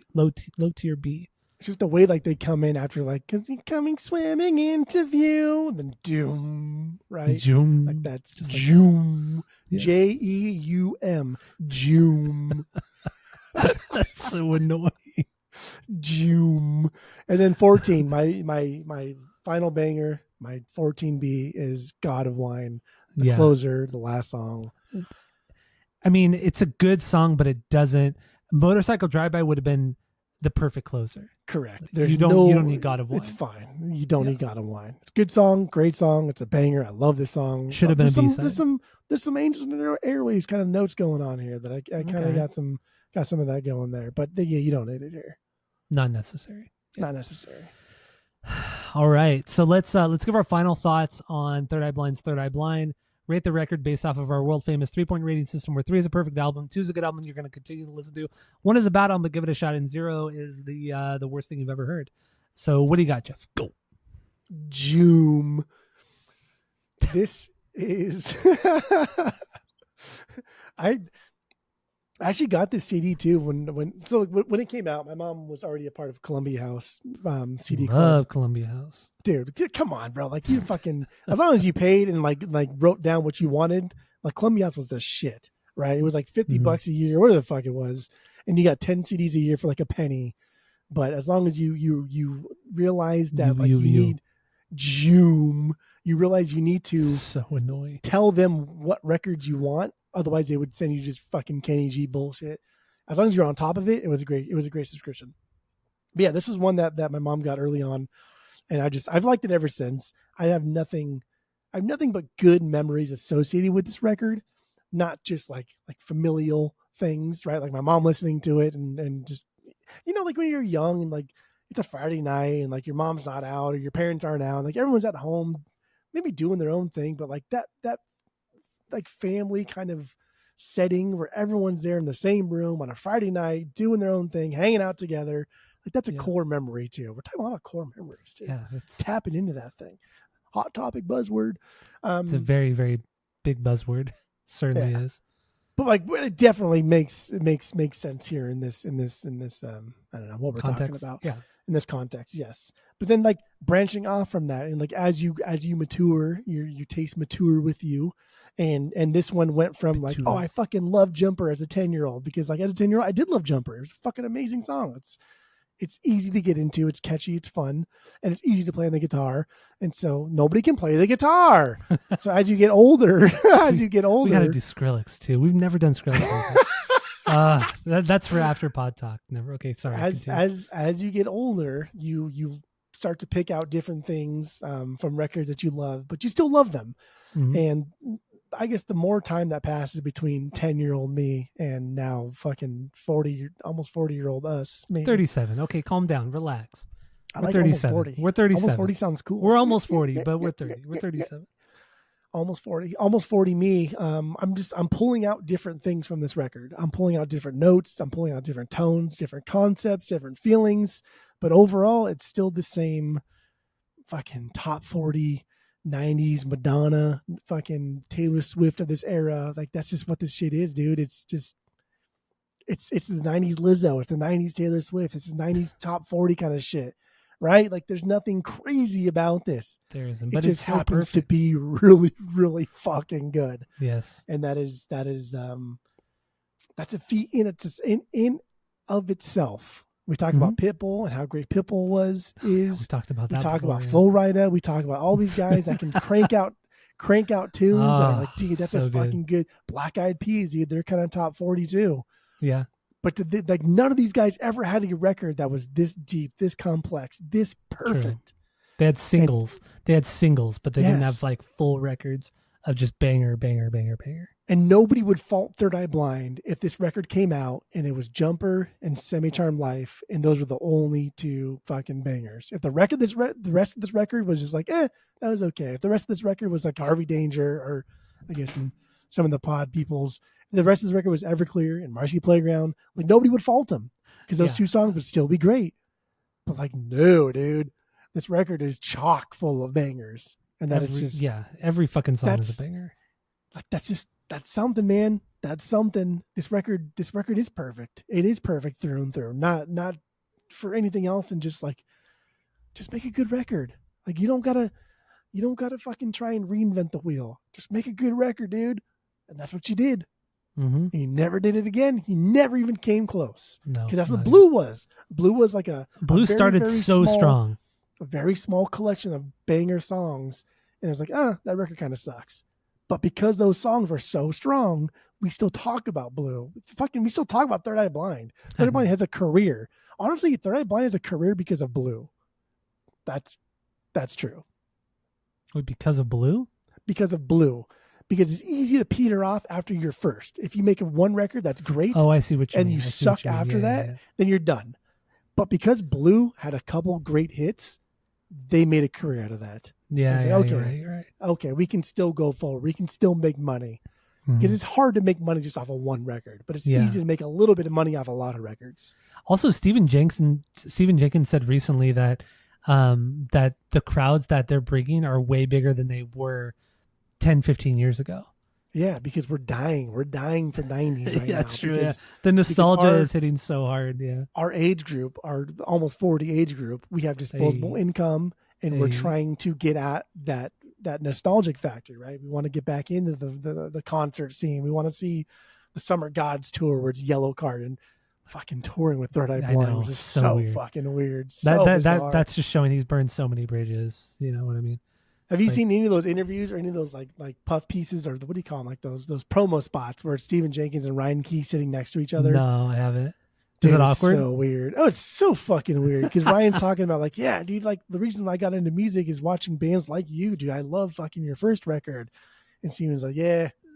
Just brushing it off, being a dick. Oh, and it's just like, dude, you're a weirdo, man.